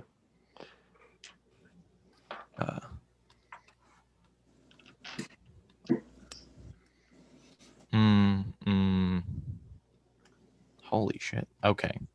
So as I do a little Star Wars thing with my fist and this repeater on it, it's gonna just pelt him. Do I get to pick which one shoot, or is it like it's one of each? It's one of each automatically. Okay. So just acid, ice, and fire spit out of my wrist to do 60 damage. Oh, Not bad. oh! Like a burst rifle. Yeah. Watch those wrist You rockets. see as they all start blasting off this sort of weird barrier around Yulgrid, and all of a sudden you see one of the stones around his head breaks and shatters. And he like looks up, sort of like shocked that he's already, lost one of the stones protecting him. Yep, I'm gonna cut his head off. So And as a bonus action, I'm gonna, do the thing where I become another creature. This is a new one, though. yo, All right. But wouldn't be prudent. I read For the this new one. Is it the new one? The newest of them. The newerestest. The newerest. The one that It's you fair. added for last session, right? Yes. Yeah. It's 6-0. Go on. All right, cool. All right, so this demon is, I believe, as I put it, 16 feet tall in height. It has the wear of a sailor, so like red and black, just drapes of clothing that are falling off it. There's bits of hair, but it's not like a, animal. It's just really musk man hair. It doesn't have a head. Like there is no head. It's just been cut off. However, in order to see, there's eyes peeking around all of him, like on all parts of his body, that are really blue. They're deep blue, like the ocean. On his back are like giant wooden pegs that just penetrate the back of him. And finally, there's a huge cutlass, just like it's pretty much a greatsword, just not splitting him in half, but down the middle of him. Oh, and he has an awesome whale arm. Like one of his arms is just a whale. Like the head of a whale, right? Not like the head, but like the first half of a whale. So it's got the belly, or got a so couple teeth. he's like a Megazord He's like huge. whale Yeah. arm. Yeah, that makes He's sense. huge. I don't know. Would he weigh the ship down at all? Like, would that make it go? I guess we just certainly. I mean, there's at Sounds least like disgusting. a listing of the ship. I mean, And then I'm gonna try to use some movement to get towards Rodrith. okay. Do you want to jump in the water? Yes. Okay. Roll a percentile die to see if you hit tick tick. Because you are massive.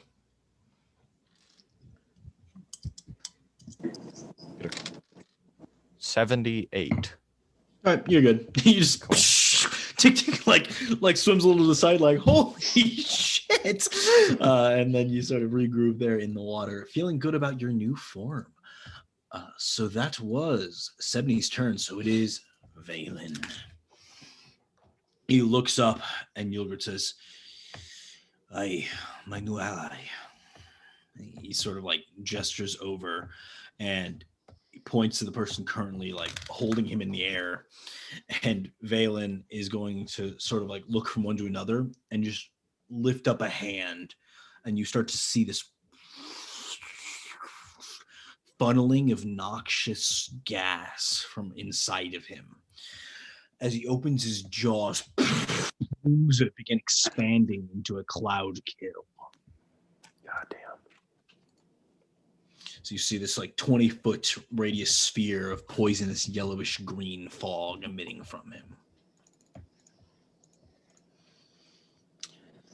Alrighty. It's like that war zone gas. Yeah. So when a creature enters the spell area or the first time on a turn, it starts there. You'll take damage. Also, you can't see inside of it. God dang. Bran, your turn. You have lost visual on the enemy. I'm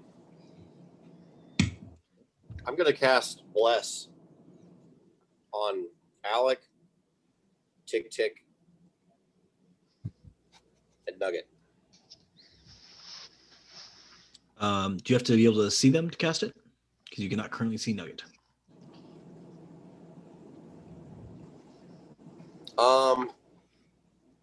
I'll leave that up to you. It doesn't say that on the spell. Okay. In that case, you do not have to see them. I mean, who can I see? You'd be able to see everyone but Nugget, who's Whale arm boy. He also could get blessed. You make whale noises. Does it make whale noises though? No, it's got its eyes a little cartoon. No, I bet heads. like he opens it, it's just yar and like, hi matey. You have to make like a 30-point intelligence save to not be compelled to say pirate lingo. I'm gonna say, I'm gonna go with who I can see. So I'll do 7 instead. All right. So they get a D4 in addition on attacks or saving throws. Yes, sir. And something that I forgot to mention: if I'm within 10 feet of Alec, he was due a +3 on his saving throw before. Oh yeah. What was your saving throw, Alec? Do you remember? It was 13. 13. Okay, so it's unfortunately still too low to succeed. Yep. Right. Anything? Yeah. If I can I activate my spear as a bonus action? I believe that is a full action to activate. Full action. I'm not really gonna do much then for my bonus. I'll just kind of stay close to Alec. Okay. I will say he's like, catching on fire and things. And things. I'm like wigging out like. Okay. I won't think I'll just stay. I'm gonna just observe what's going on. Cool. Sounds good. So that is Bran.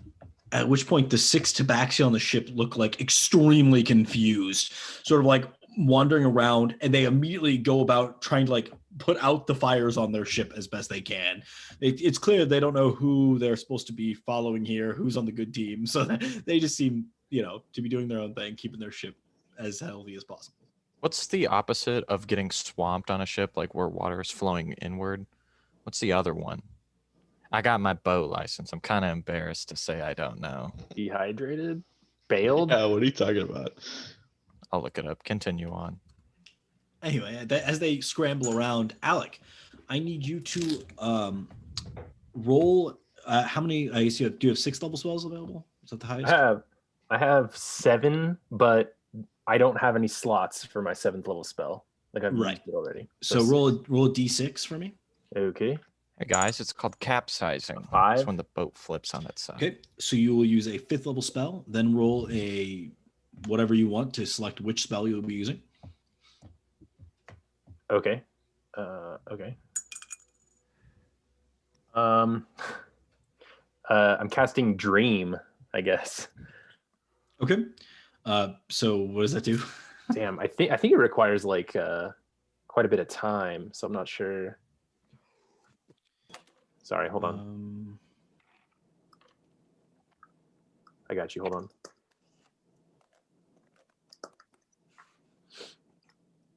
on. Let's see here. So the casting time is a minute. It lasts up to 8 hours. You shape the creature's dreams. Basically, they have to be on the same plane as me.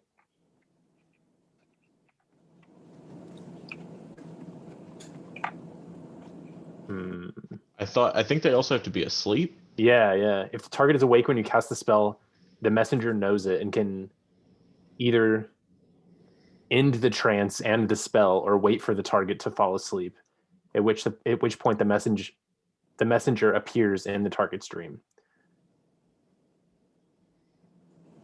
So it takes a minute for me to like prep it and cast it, Yeah, but I can create a spell for like up to 8 hours, basically. it's interesting. This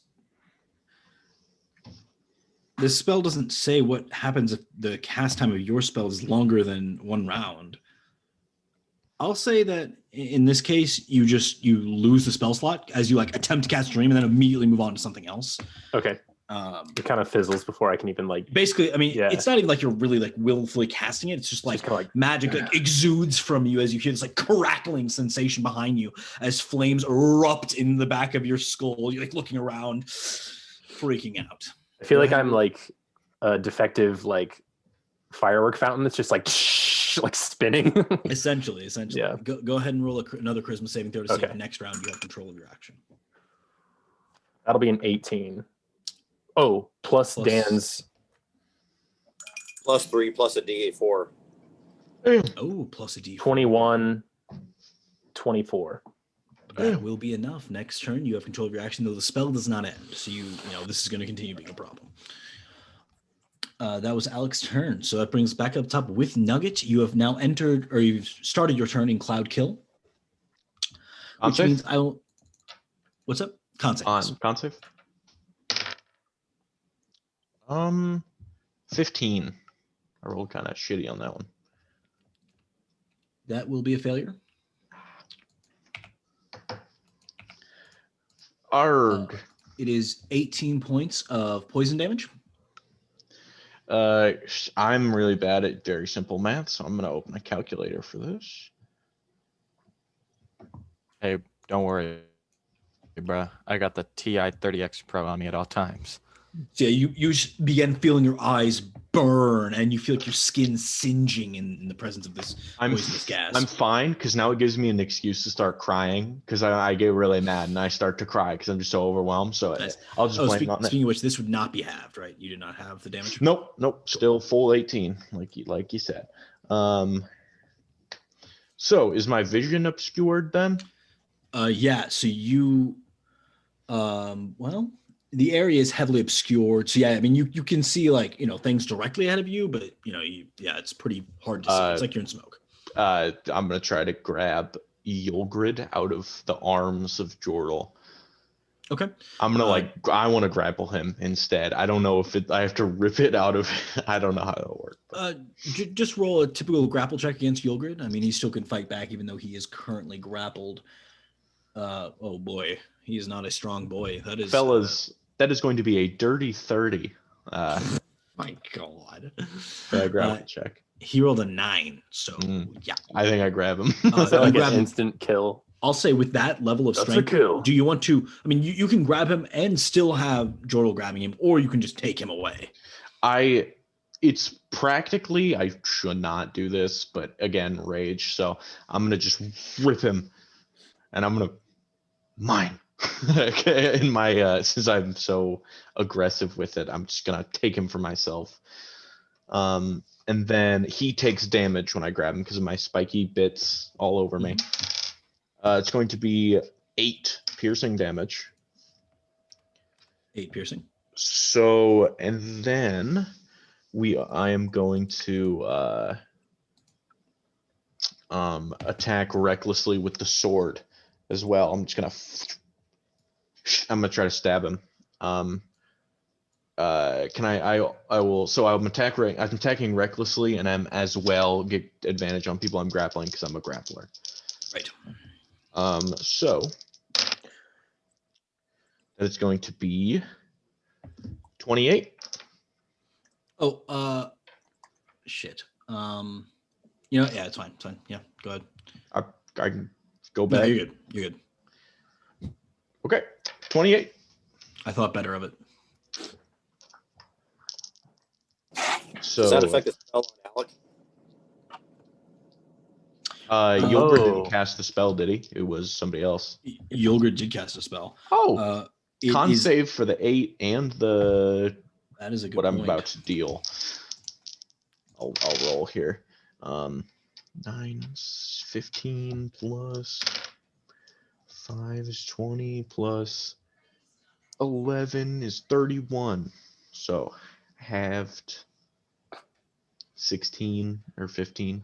Yes, so he does succeed on both con saves. He's currently concentrating on 2 spells. Little bitch boy. Little Gilgrid things. Actually, as I have him in my left hand, I want to electrocute him as well. He's to roll Constitution saving throw. Rude dude.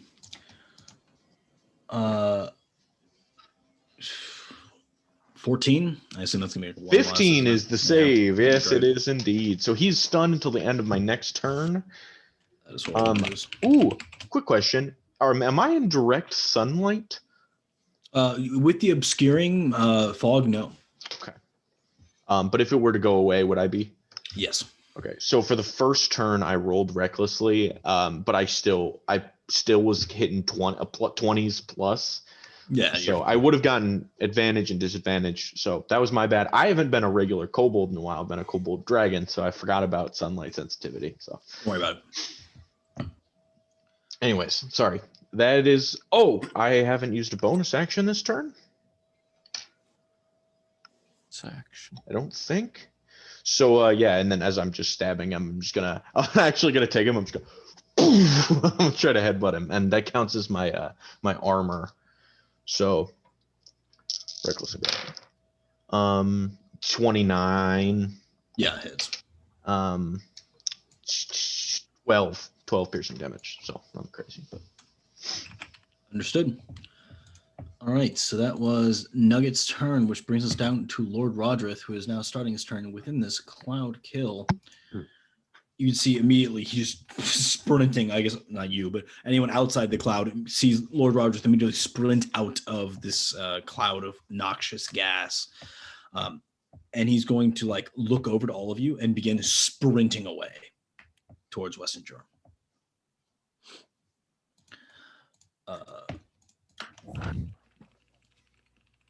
And that brings us to Jordal.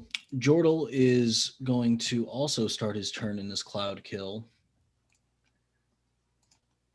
Oof. All right. Jordal is going to look around, realizing that it might not be good to be in this cloud, and he's also going to back out of it. Though after Lord Rodrith, he will... Yeah, he'll actually chase down Lord Rodrith, catch up to him, and I guess he actually can't quite catch up because they have the same speed. So he's on Lord Rodrith's tail at very least. He'll double move to catch up to him.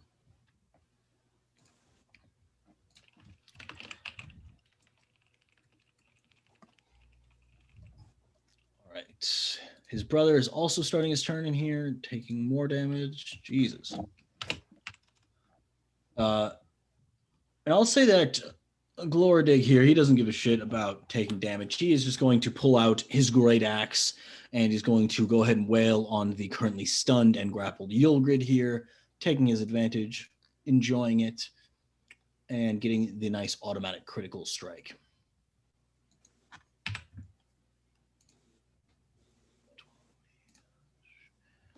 And you see Yulgrid's second stone shatter on top of his head. Right. And Yulgrid will fail the concentration check. Although I guess he's stunned. I guess he can still concentrate when you're stunned. I don't know. But anyway, he fails the concentration check on both his concentration spells. So now both you are no longer going crazy with your wild magic, and Valen is back in control of his body. Nice. Who was chasing down the Lord guy? Jordal. Okay. Yulgrid's turn, and he is currently stunned. He does still take the damage for being in this cloud, which is quite a lot. He doesn't like that at all. Tick, your turn. Wow, it's such a shame I'm outside of the cloud. Don't know Valen is not under their control anymore. I would like to cast Animate Objects. I would like to create 10 small objects as I'm like in this water here. just like peel boards and stuff off the side of like the boat, and I'm just gonna say, "Get Valen," and they're gonna go flying into the cloud here, and they don't have to breathe, so I'm assuming they don't take damage from going in. They do actually, I believe. Creatures are affected even if they hold their breath or don't need to breathe. Yes, so you still take damage. They all take 28 points of poison damage upon entering. Okay, they're all dead. Damn. You see these boards fly in and just all collapse in the poison. That really did not go according to plan. Hmm.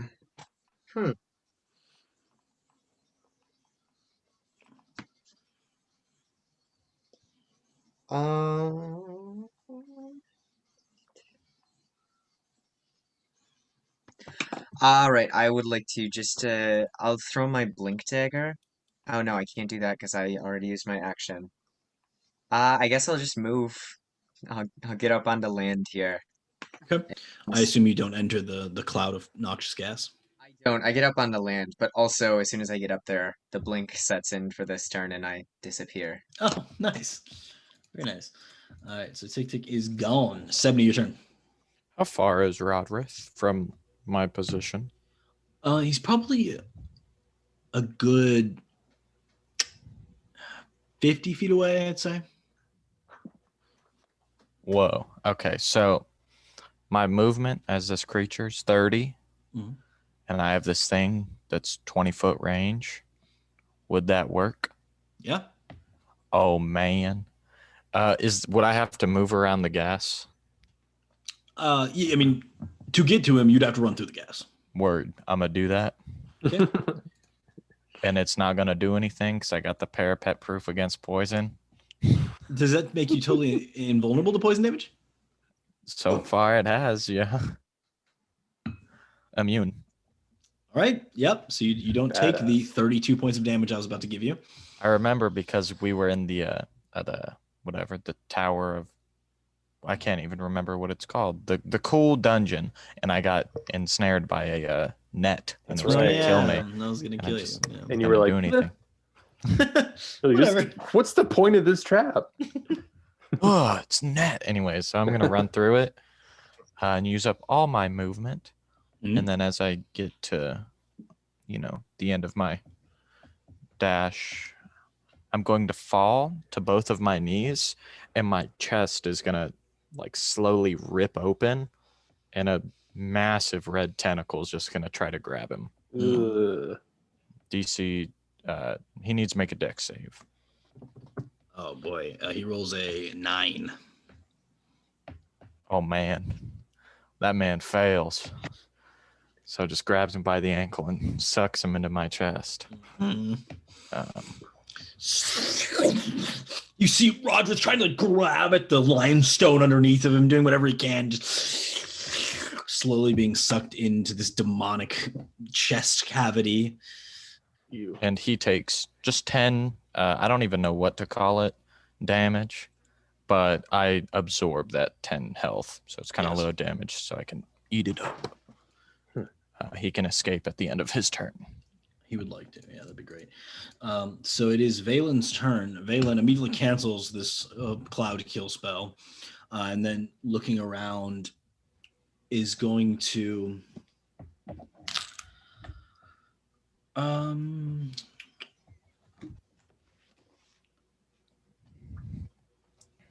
yeah, he's just going to wall of flame directly, like blocking off the way back to Weston Jor.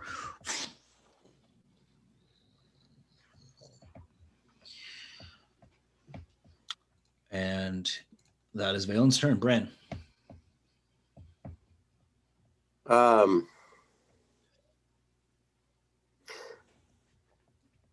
So if activating my spear is an action, if you do an action that's not an attack, you don't get your second attack. Is that correct?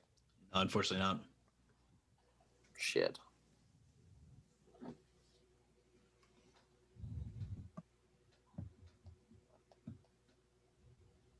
All right, I'm going to activate my spear. All right. Anything as a bonus action? No. All right. Would you like to stay on the ship, or do you want to jump off? How far away am I from Yulgrid? From Yulgrid, you're only maybe 15, 20 feet away. I'll walk to the edge of the ship, but I'm going to stay there. Cool. You do. That's Bran, which brings up the Tabaxi, who have successfully now put out the fires that Alec was spawning on their ship, and they also like tentatively like looking towards Alec, but not doing anything aggressive. Alec, your turn. I guess I am going to cast I'm going to cast Scorching Ray on Yulgrid, just down below. I'm just going to kind of like, well, first I'm going to like look to Bran and say thank you, and then I'm going to reach up and cast Scorching Ray on him. Okay, you have advantage to hit since he is stunned. Okay, so the first one will be 13. Okay, how about 22 for the first one? Yeah. Okay.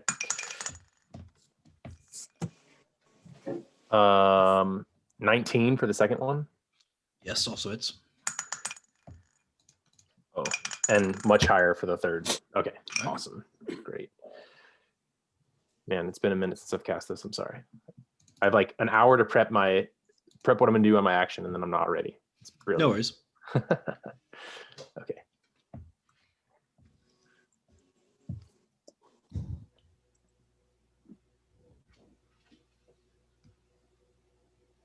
Okay, he takes 31 points of fire damage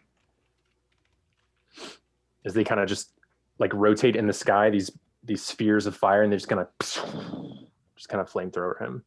Very nice. You see they hit. You see some of his robes like burning away.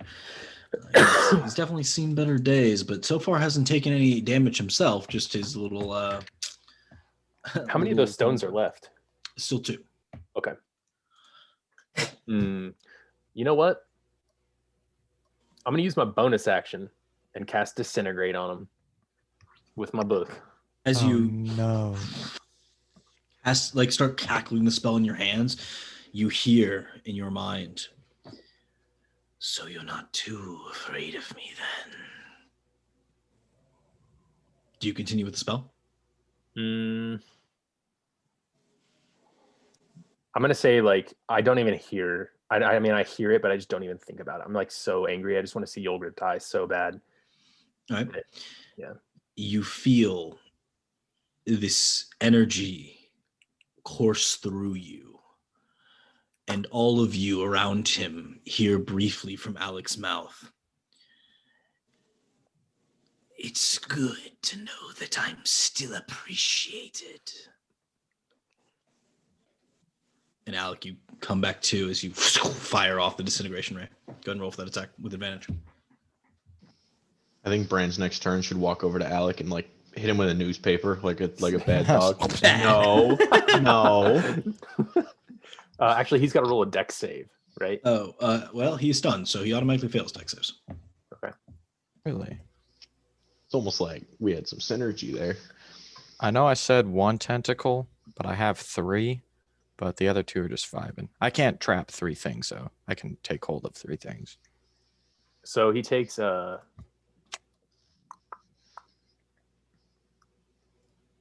80 points of force damage. Okay. All right, you see another of the stones. The stone actually moves this time to take the blast and just falls away to nothing. Okay, excellent. That's it for me. Okay. So that was Alec bringing us back up to the top with Nugget. Nugget, is he stunned until the end of your turn or the beginning? The end of my next Okay, turn. so he is still stunned in front of you. So I get advantage on stuns, right? And it's an automatic critical if you were to hit. Is that stun or is that I thought it was paralyzed. You get that, but do you get the automatic crit on a stun? Oh, maybe it's different. I don't know what the difference is. I don't want to be, I don't want to be free automatic crits on some people. So,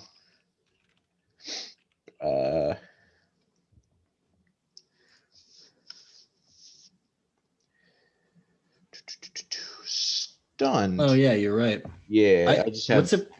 That's so funny to me that stunned and paralyzed are the Paralyzed. same Two thing. different things. Hold person is paralyzed. That's where you get the automatic. Yes, right. Yeah. Fucking nutty. Stunned, raging, regular attack. How the fuck did I have 2 last time? What did I do? So attack, reckless. Oh, he's grappled. And he's stunned. Yeah, well, I wouldn't say you get another one for. I mean, he's grappled and stunned, but stunned is just like more grappled, right? Try to sink some shots into his heart here. Oh, I think we got one of my worst rolls today. 22. Gonna hit. Trash. Well, Second attack. Dirty 30 again. Yep. And then bonus action headbutt again. 29. yeah. 16 plus 5. It's going to be 21 plus 11 is 32 for the first hit. Second hit is going to be 14 plus 11, 25 plus 11, 36.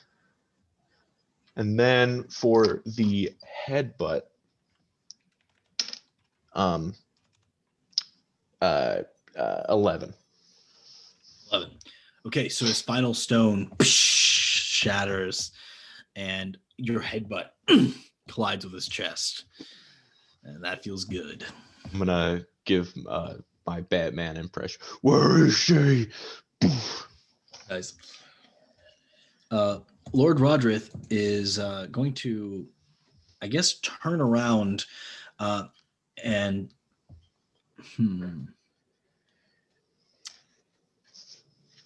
yeah, he's gonna turn around and just scream at Yulgrid. Wait, What are you waiting for?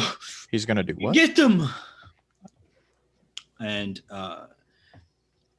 in reaction to this, Yulgrid is going to use a twinned torrent of fire. And he's going to harness the power of fire contained in the ley lines beneath his feet and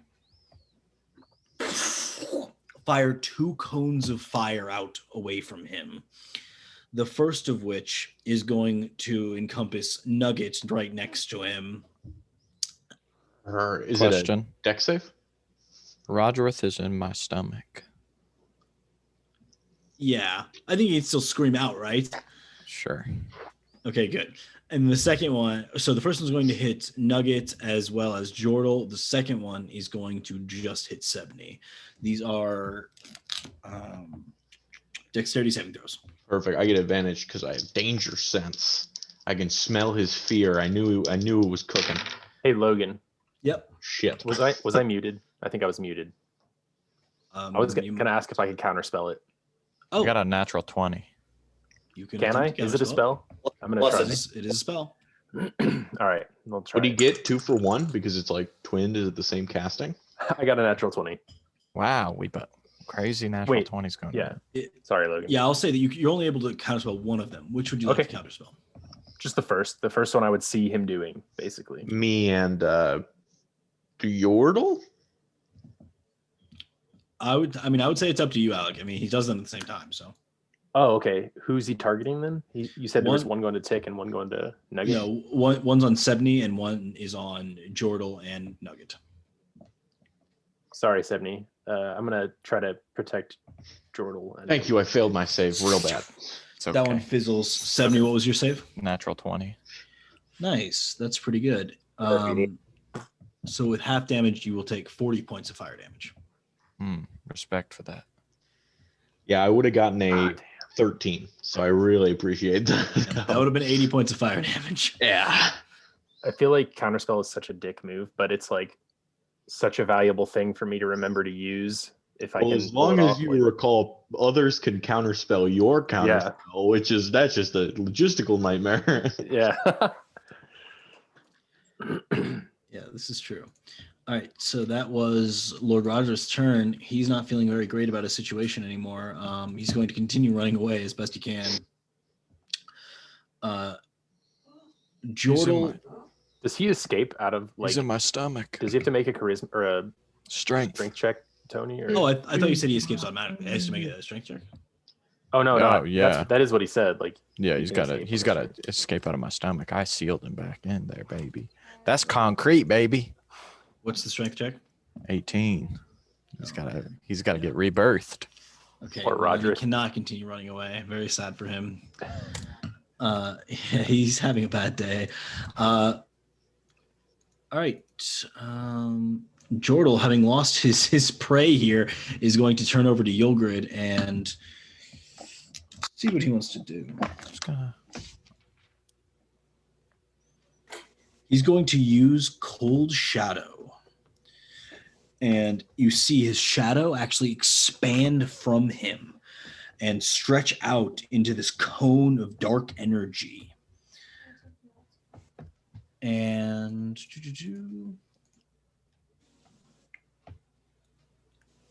actually, yeah. So Yogurt actually like resists some of the damage, but does take a little bit of damage. You see this dark energy kind of like enclosing around him and crushing him, and you can see like his lips turning blue and his hair freezing on its ends as this cold energy encompasses him. All right, so that is that was Jordal's turn, so it is Jordal's brother's turn, who is going to just follow up with another axe swing onto our Yulgrid friend here. And he is going to miss twice. That's just horrible. All right, and it is Yulgrid's turn, no longer stunned, finally able to do something. After his initial...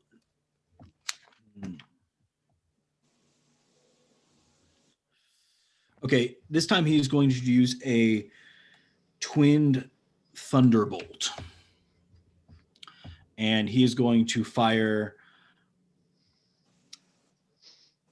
I'll say he'll fire both.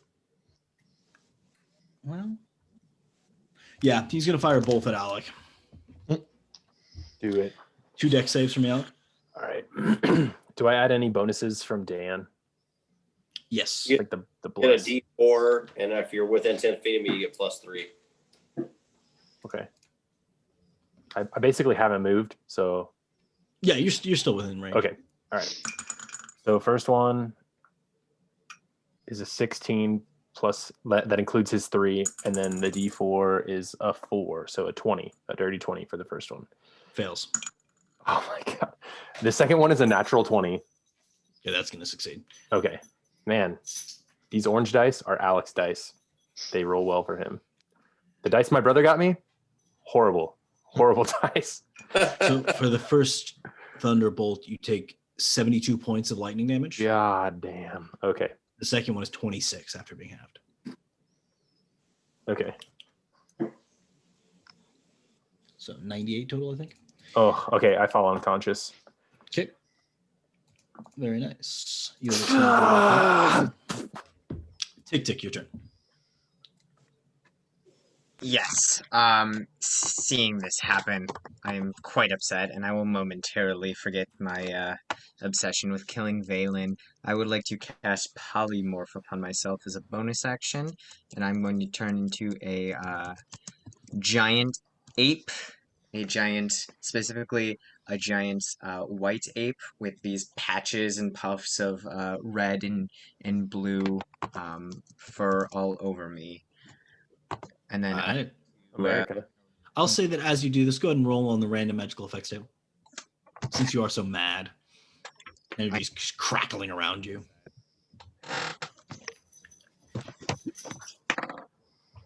Damn. That guy just one-shot me. That was 3 epic. and 92. Yogurt. I get to roll twice now. 3 and 92. I would get still to or have to. Twice. Pick whichever one I would. Oh, pick whichever one. Oh, that's kind of sick. Yeah, it's like the 14th level thing for wild magic sorcerer. So I rolled a 3 and a 92. Both ends of the spectrum there. Okay, I'll pick 92. So if I die within the next minute, I come back to life as if by the reincarnate spell. Oh my Nice. god. All right, good to Get to know. dying. That's cool. Get to dying. So I Imagine coming back as charge. I'm gonna beat my chest, and then I'm gonna charge on all fours towards Yulgrid here, and I'm going to go ahead and make 2 fist attacks against him with my action. Yes, as you do, you see Tick Tick boom, coming out of the water, like, erupting from the water as this transformed creature. And you see these patches of color, red and blue, like moving down him. Like it seems almost in motion across his body as the white, sort of white hair becomes like brighter in parts and like dimmer in others. It seems his entire fur is in this sort of state of, flux. The first one is a 26 to hit. The second one is only a 14. This 14 is actually going to miss. 26 will hit, though. Unfortunately. You get a D4 on your attacks. Oh, do I? Of course you do. You get a D100 on your attacks to hit. You can't keep Tick Tick down, man. Will a 16 hit? No, it still misses. Okay, if I use my reaction to give myself another D4. It might hit. Would you like to try? I would. Would an 18 hit? Yeah. ah, there we go. Thirsty boy.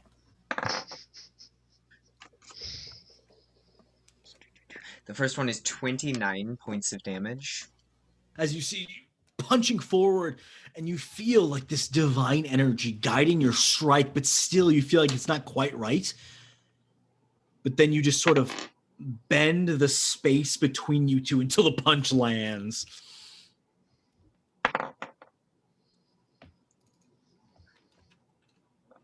The second one is 20 points of bludgeoning damage.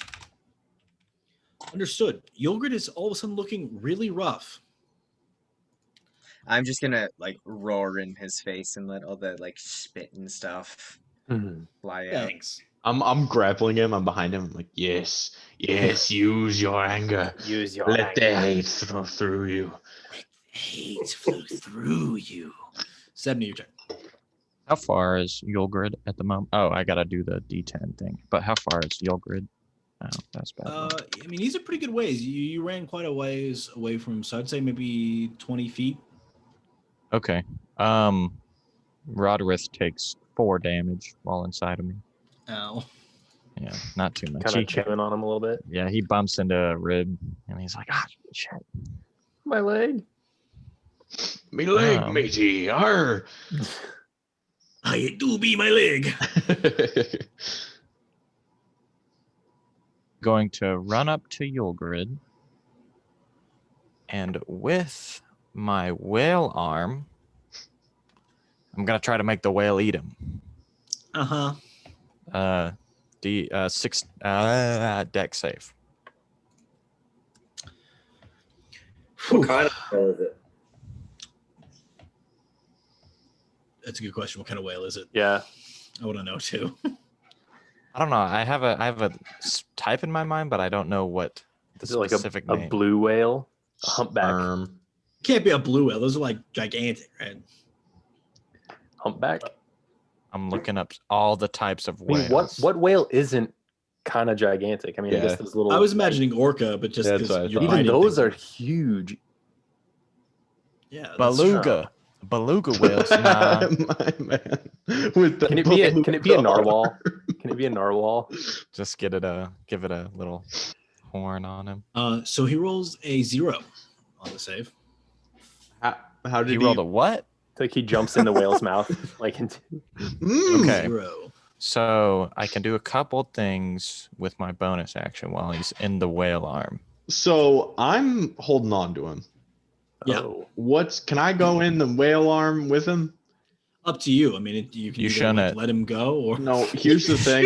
Here's the thing. Here's the thing. I'm going in the whale. Dude. If he's going in the whale. You're I'm saying You shouldn't go hug in him. the whale. You like Oh. yank him up. I'm like, no. I grab on. I'm coming aboard. I'm Are you coming sure? aboard, matey. Are you Arr. sure you went into the whale arm? Yes, I go into the whale arm for 100% sure. I know how to speak Okay. whale. It's cool. With the whale arm, I'm just gonna flail it and slam it into the ground. And I don't know, like I didn't really think of mechanics wise. Should I roll the hit or should I? He already No. failed the deck Yeah, save. you already hit him. Respect for that. Okay. So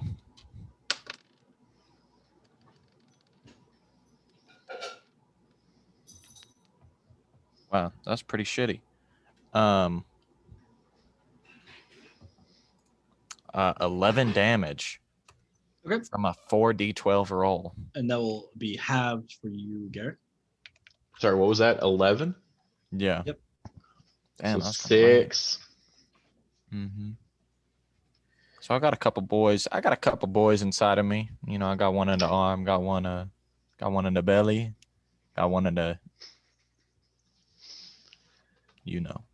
All right. So that was 70's turn. Valen's turn.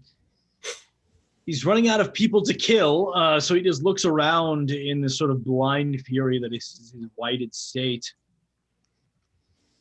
And I guess he's just going to hold. Well, what does he want to do even?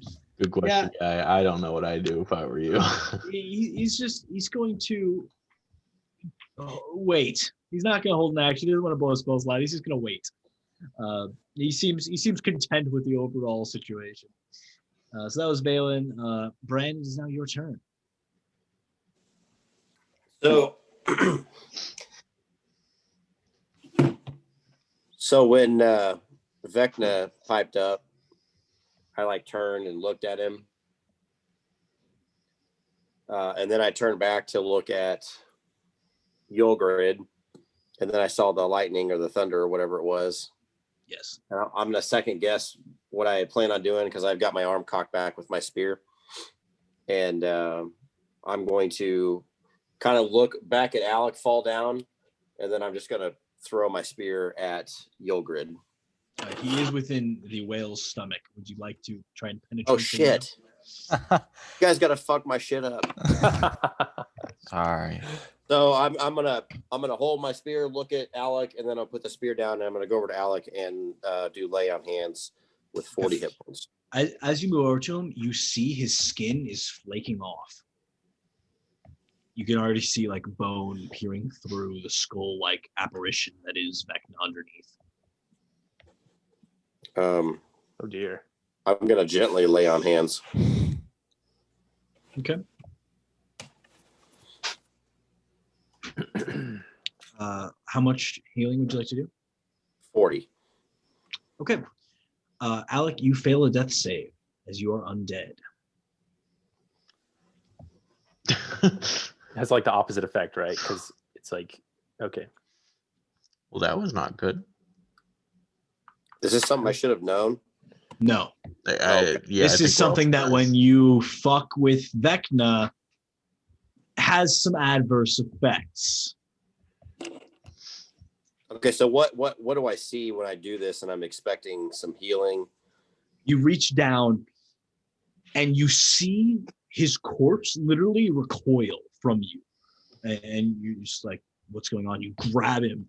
Energy flows through you from your god. You say a quick prayer. And you see the skin that was clutching onto him just crumble off. Ugh.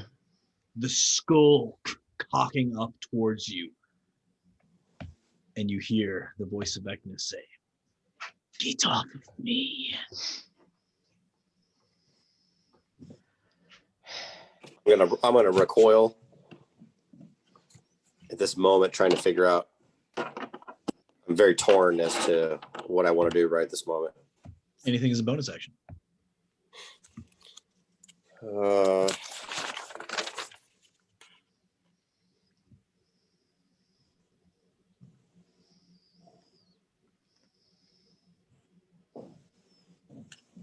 No, I don't think so. Okay. You just sort of hold your spear over the top of him.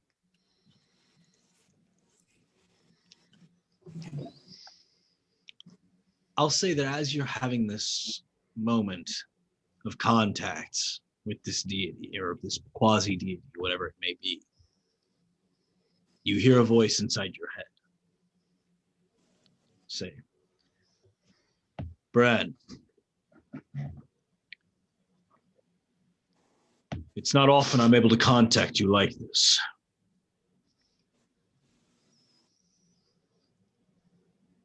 Your purpose has been expanded.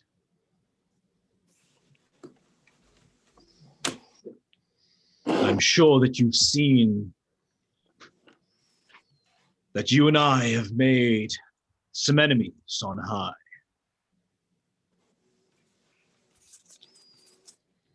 What Vecna has done to your friend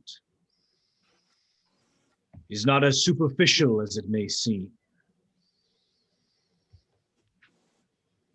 You must kill it.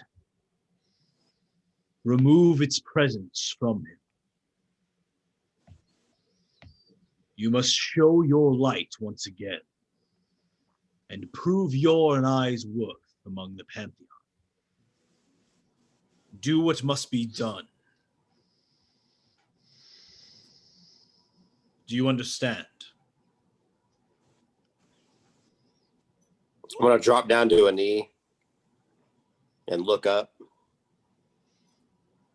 Is it a voice I recognize? You'd know this voice anywhere. It is your god.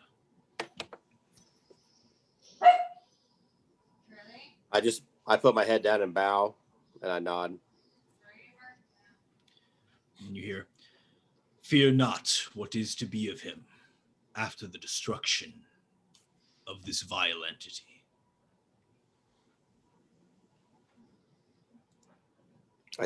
I nod in acceptance again. And with that, it is the Tabaxi's turn.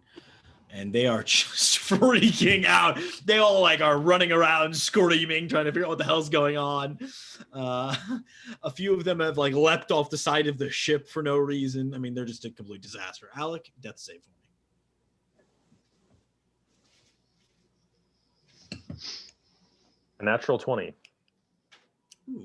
Okay. Do you know what's weird? Is I used this green dice that I was like, this is kind of like Vecna.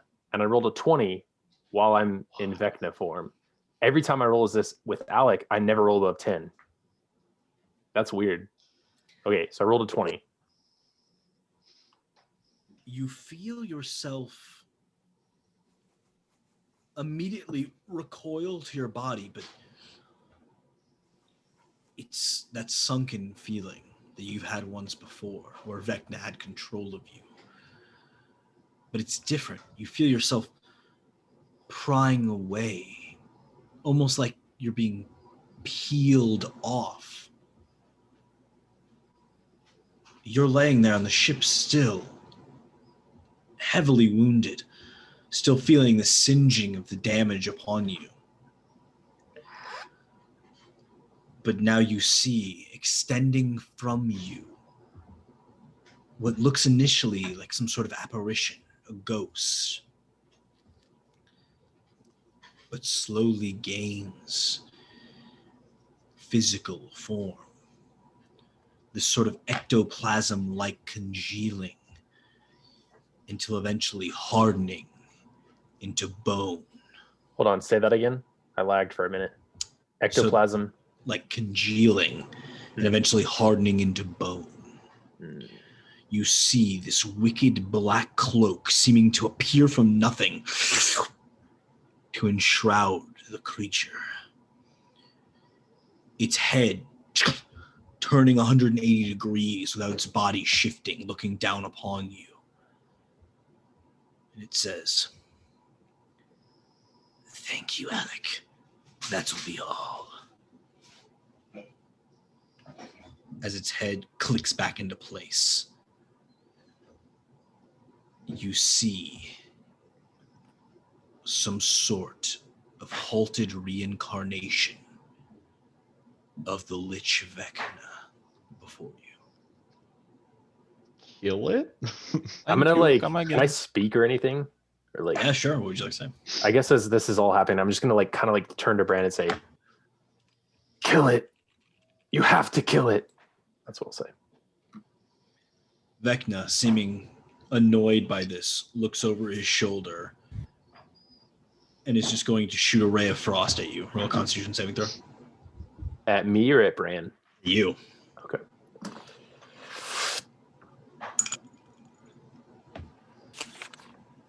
A 10 total. Brand's bonus too. Does he get that? He gets the brand bonus. Yeah. The Brand bonus. And bless? Do you have bless?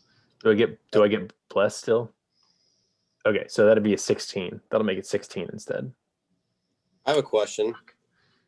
Yes. I can cast Sanctuary as a bonus action, but I don't know if that really qualifies at this. If it really will stop or ward against the attack that quickly, and if it's appropriate for me to cast a spell as a reaction, I guess is how I would be doing it. Yeah, unfortunately, it's not a reaction, so you could do it on your next turn. But like right here, you have the idea to like do it, but as you do it, you see Alec lose consciousness once again.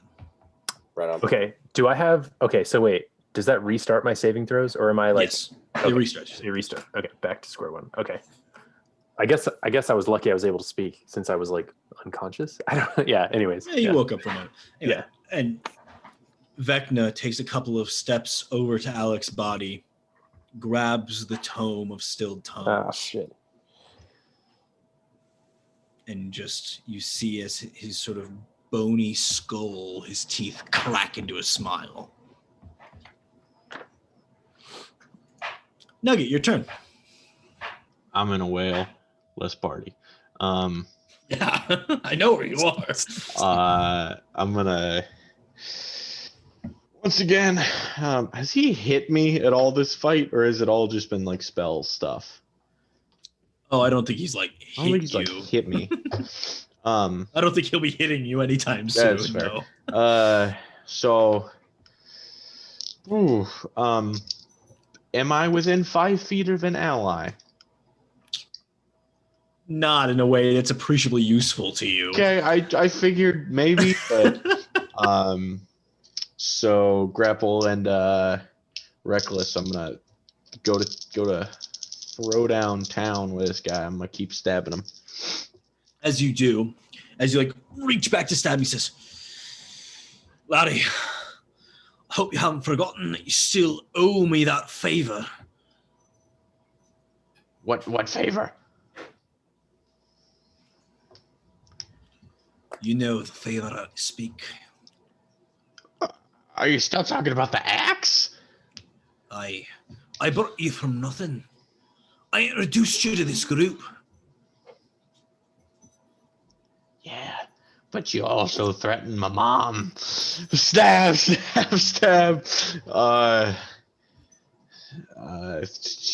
29 for the first hit. 27 for the second. Headbutt is going to be 27. Yep, those are going to do some damage. 11. 7 fire damage. 18 plus 11 is going to be 29 for the first one. 6. 7 is going to be 13 plus 11 is going to be 24. And then for the third headbutt is going to be, God damn it, 11. How would you like to do this, sir? I'm gonna grab him by the collar and I'm gonna shove him into the digestive fluids of the whale. Where is she? And I'm gonna like drown him in it. And like, I'm like, answer me, God damn it! And when he goes to talk, I'm gonna shove his face back down in it. And then I'm just gonna like try to stand up as much as we can in this whale. And ice pick grip my sword. I'm going to do one spin around, and it's going to chop him in the midsection. And when he goes down to grab at his wound, I'm going to finish the spin and off with the head. I'm going to catch it, and I'm going to let the body kind of drift down into the whale. And I'm like, I like don't know what the fuck's going on. Like, wow, I don't know where his body went. Very nice. So that is Nugget's turn. It is now Lord Rodrith's turn from within this demon, and he's just gonna be screaming, trying to escape. I mean, yeah, there's no chance. He's still trapped within 70 here.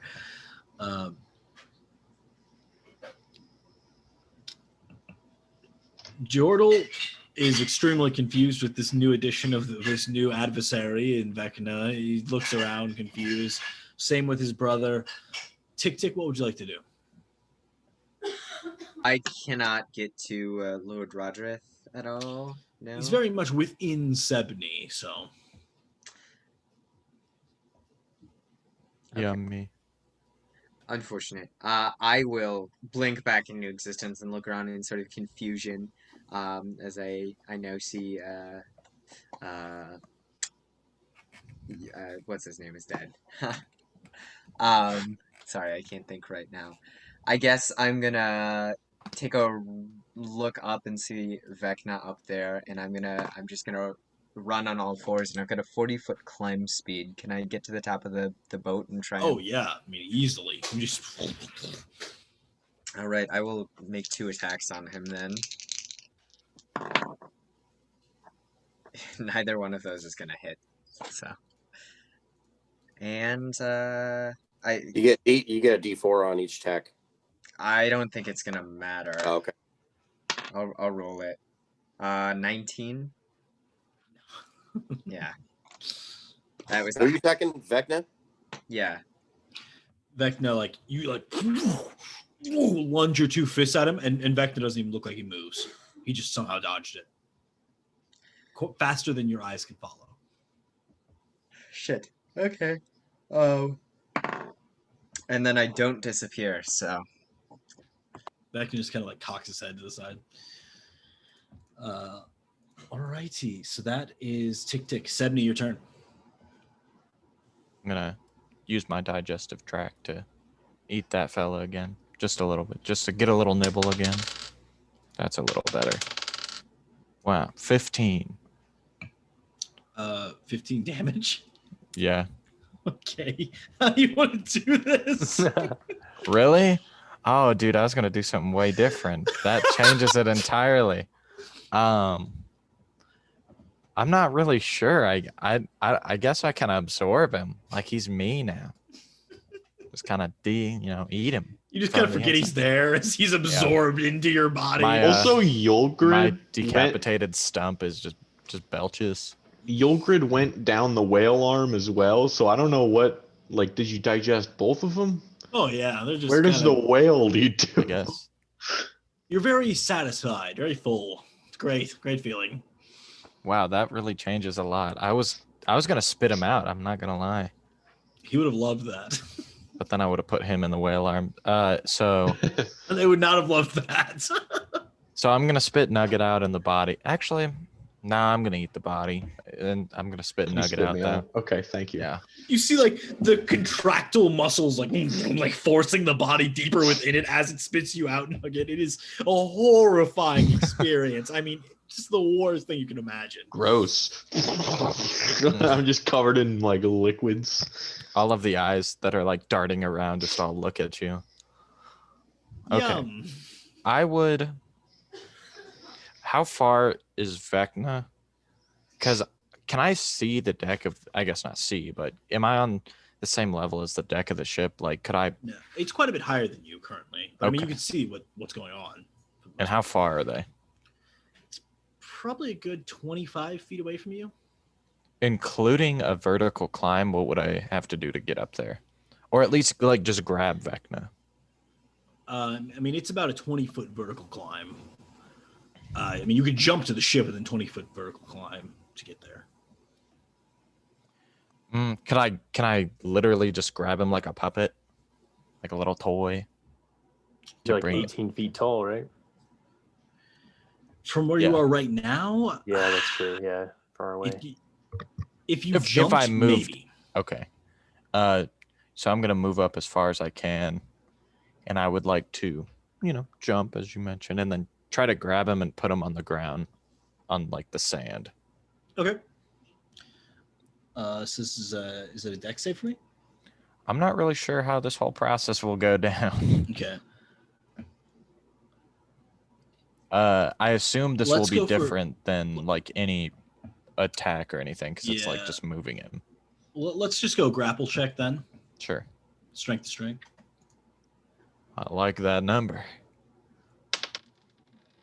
Oh man, I don't like that number. 14. Do you add proficiency? No. Also, Okay. you're not. I mean, it's not like you reach up and Vecna with just like one hand just like swats you away. Like it's not even close. I guess. Oh, do I take Brand's number, like any of that into play? Yeah, you get the bless of a D4. I mean, you Well, I don't lost know. by 18. Oh, that's cringy. Yeah.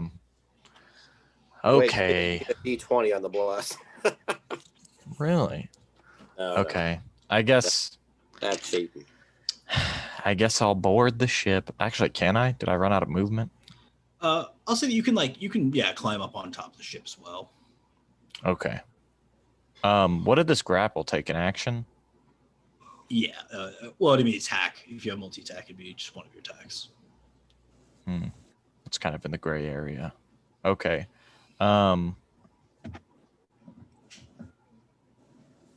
Yeah, in that regard, I will just pull this sword out from me.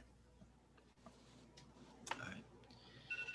At which point, you're all surrounding Vecna with your new temporary bedfellows of Jordal Cragfoot, his brother, and his white sorcerer.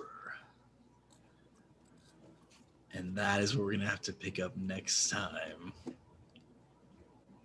I'm going to kill that sorcerer. I'm gonna kill the fuck out of that god Vecna, I tell you. Garrick, if you didn't go in my arm, I was going to either chop it off and get a critical, or I was just going to send it to another plane. A whole wow. whale? Yeah. Like an interplanar whale? Yep. Nice. Plane shift on it. Interdimensional space whales. But I couldn't send my boy Yeah. Garrick away. Well, I appreciate that. He would have found his way back. More specifically, it would have gone to the 5th layer of Carcery. I'm all going the to Acid snow rain. Or I'm the gonna acid very snow. happily scratch off Rodrith and Eolgrid from my. I'm still Hmm. unconscious, by the way. Yeah, Yes, me. Let's not forget that next game. I was gonna go try to fuck Vecna up. Because I'll be like, I cast disintegrate, and you'd be like, no, dude, you're unconscious. I'll be like, damn it, I forgot. I cast that one spell yeah. that I fucking created that volcano with that one time and accidentally killed myself. Yeah. Logan, you know that lightning in the Yeah. bottle thing that I have? Yep. Does that only apply to lightning, or can it be other elements such as fire, water? So you know generally about like elemental capture. So you have an idea of how to do it with other elements. It doesn't transfer like 1-to-1. So you're not like you're not as confident having to do it. I mean, even the lighting was hard to do, right? So you'd have to encounter an element in its natural form, but you could potentially try it with another element. Water elemental in the river. If he's there, if he's So- chill, or she. So what? Is this Vecna? Yeah. Like showed up because of Alec? Like finally showed up. Finally got sick of having to deal with Alex shit and just Became its own person. Like this is Vecna. Oh, come on, In the man. flesh. It's its bone. own In thing. the bone. Show some respect, all right? I'll fuck him up. I don't care. I'll do it. I'm not so Vecna, Vecna is just as human as you or I, little boy. If anybody He puts his robe on one sleeve at a time. Yeah. if anybody can pull out the Actually, the his ta- robe congealed around him out of darkness made of material. So Okay. It's true, yeah. Okay. It's right. specifically because Tony tried, I'm going to be able to grapple Vecna. It's gonna be my new goal in life. I'm gonna choke slam him Wasn't or some shit. Vecna the main boss in like the Critical Role Yeah. series? Like it was the last fight they did on that. yeah, like, in season one, campaign yeah. 1, yeah, Yeah. it was Vecna. Now he's just a little side guy. Pretty rad fight. It took him like 5 hours. You think this is a side guy? I I think it's a don't. I think relatively. it's like. main guy. I'm I think just it's like- that's why I was so confused because he kind of just showed up. Yeah. Like we're in like the middle of a thing. We and, like, I triggered don't the know what's special going on. dialogue Well, option. Alec fell unconscious. That's Yeah. It just surprised me. I didn't know this was going down. So if Brand's God told him it was time to go, and Brand's God was like, "Here we go." thanks. So if this would have You're happened, lucky that you rolled. I don't know what was going to happen, but you rolled that 20 to get 2 saves. And if Well, you those hadn't are- done that, my next turn, I was going to stand up and plunge my spear. Dude, Oh, I Jesus. fully wanted you to do that. Like, I mean, But that might have been good for Vecna too, because then he was able to separate from you. And probably, yeah, I'm assuming I'm not be more sure. powerful than what he would have been if he was trapped within you. yeah. And Brand, it doesn't escape you that Vecna wasn't able to detach before, but your God was like, "We got to deal with this problem now." What the So fuck? you think it may be possible that your God was like, "I'm going to go ahead and separate them," even if that means Oh. Vecna coming incarnate in front of Thanks, Torm. Dude. fuck So that I'm gonna up. leave where I'm at. I am on my knees and I bow to Torm, and I look up at Vecna kind of through my eyebrows, and I smile like your ass is mine. Yeah. And Everyone that's left. make notes of your current health, spell slots. I got it. Your spear is activated, which is a big deal for next time, Bran. Make sure of that. But we'll pick up here next week with an interesting confrontation with the help of Jordal and his friends. Perhaps. There's also a whole other fucking thing that's just a goddamn mess to tell it if you ask me. What's going on? Man, I don't get it. Like we fight Jordan, and it's all like, oh fuck, this guy, really hard to kill right now. And then he's on our side. It's like you unlock the boss. He's just not good. No, I kicked his ass last time too. He's not on our side. He's just using us. Yeah. We're just using him. We're not gonna kill a king, right? Like unless he's like a dick. Oh yeah, we're killing a king. I mean, God. I think the thing is, I feel like Garrick, we don't like any of these leaders. Maybe we just kill them all. No, but like, they're not. That doesn't mean we kill them. Dude, they're all bad. They're all guilty of like. The thing is Logan doesn't make his stories black and white.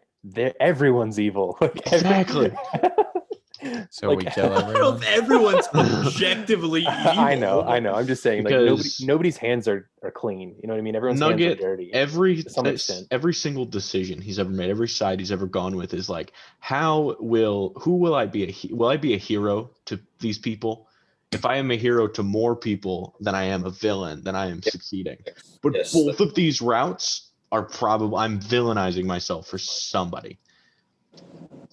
I just Oh. like, okay, Well, our whole campaign has been to prevent Dumar from coming back, and I essentially just did the same thing by bringing Vecna back. I mean, he's like an ancient lich god wizard who wants to rule the world and kill everyone. Like that, Ah, it could be worse than Dumar.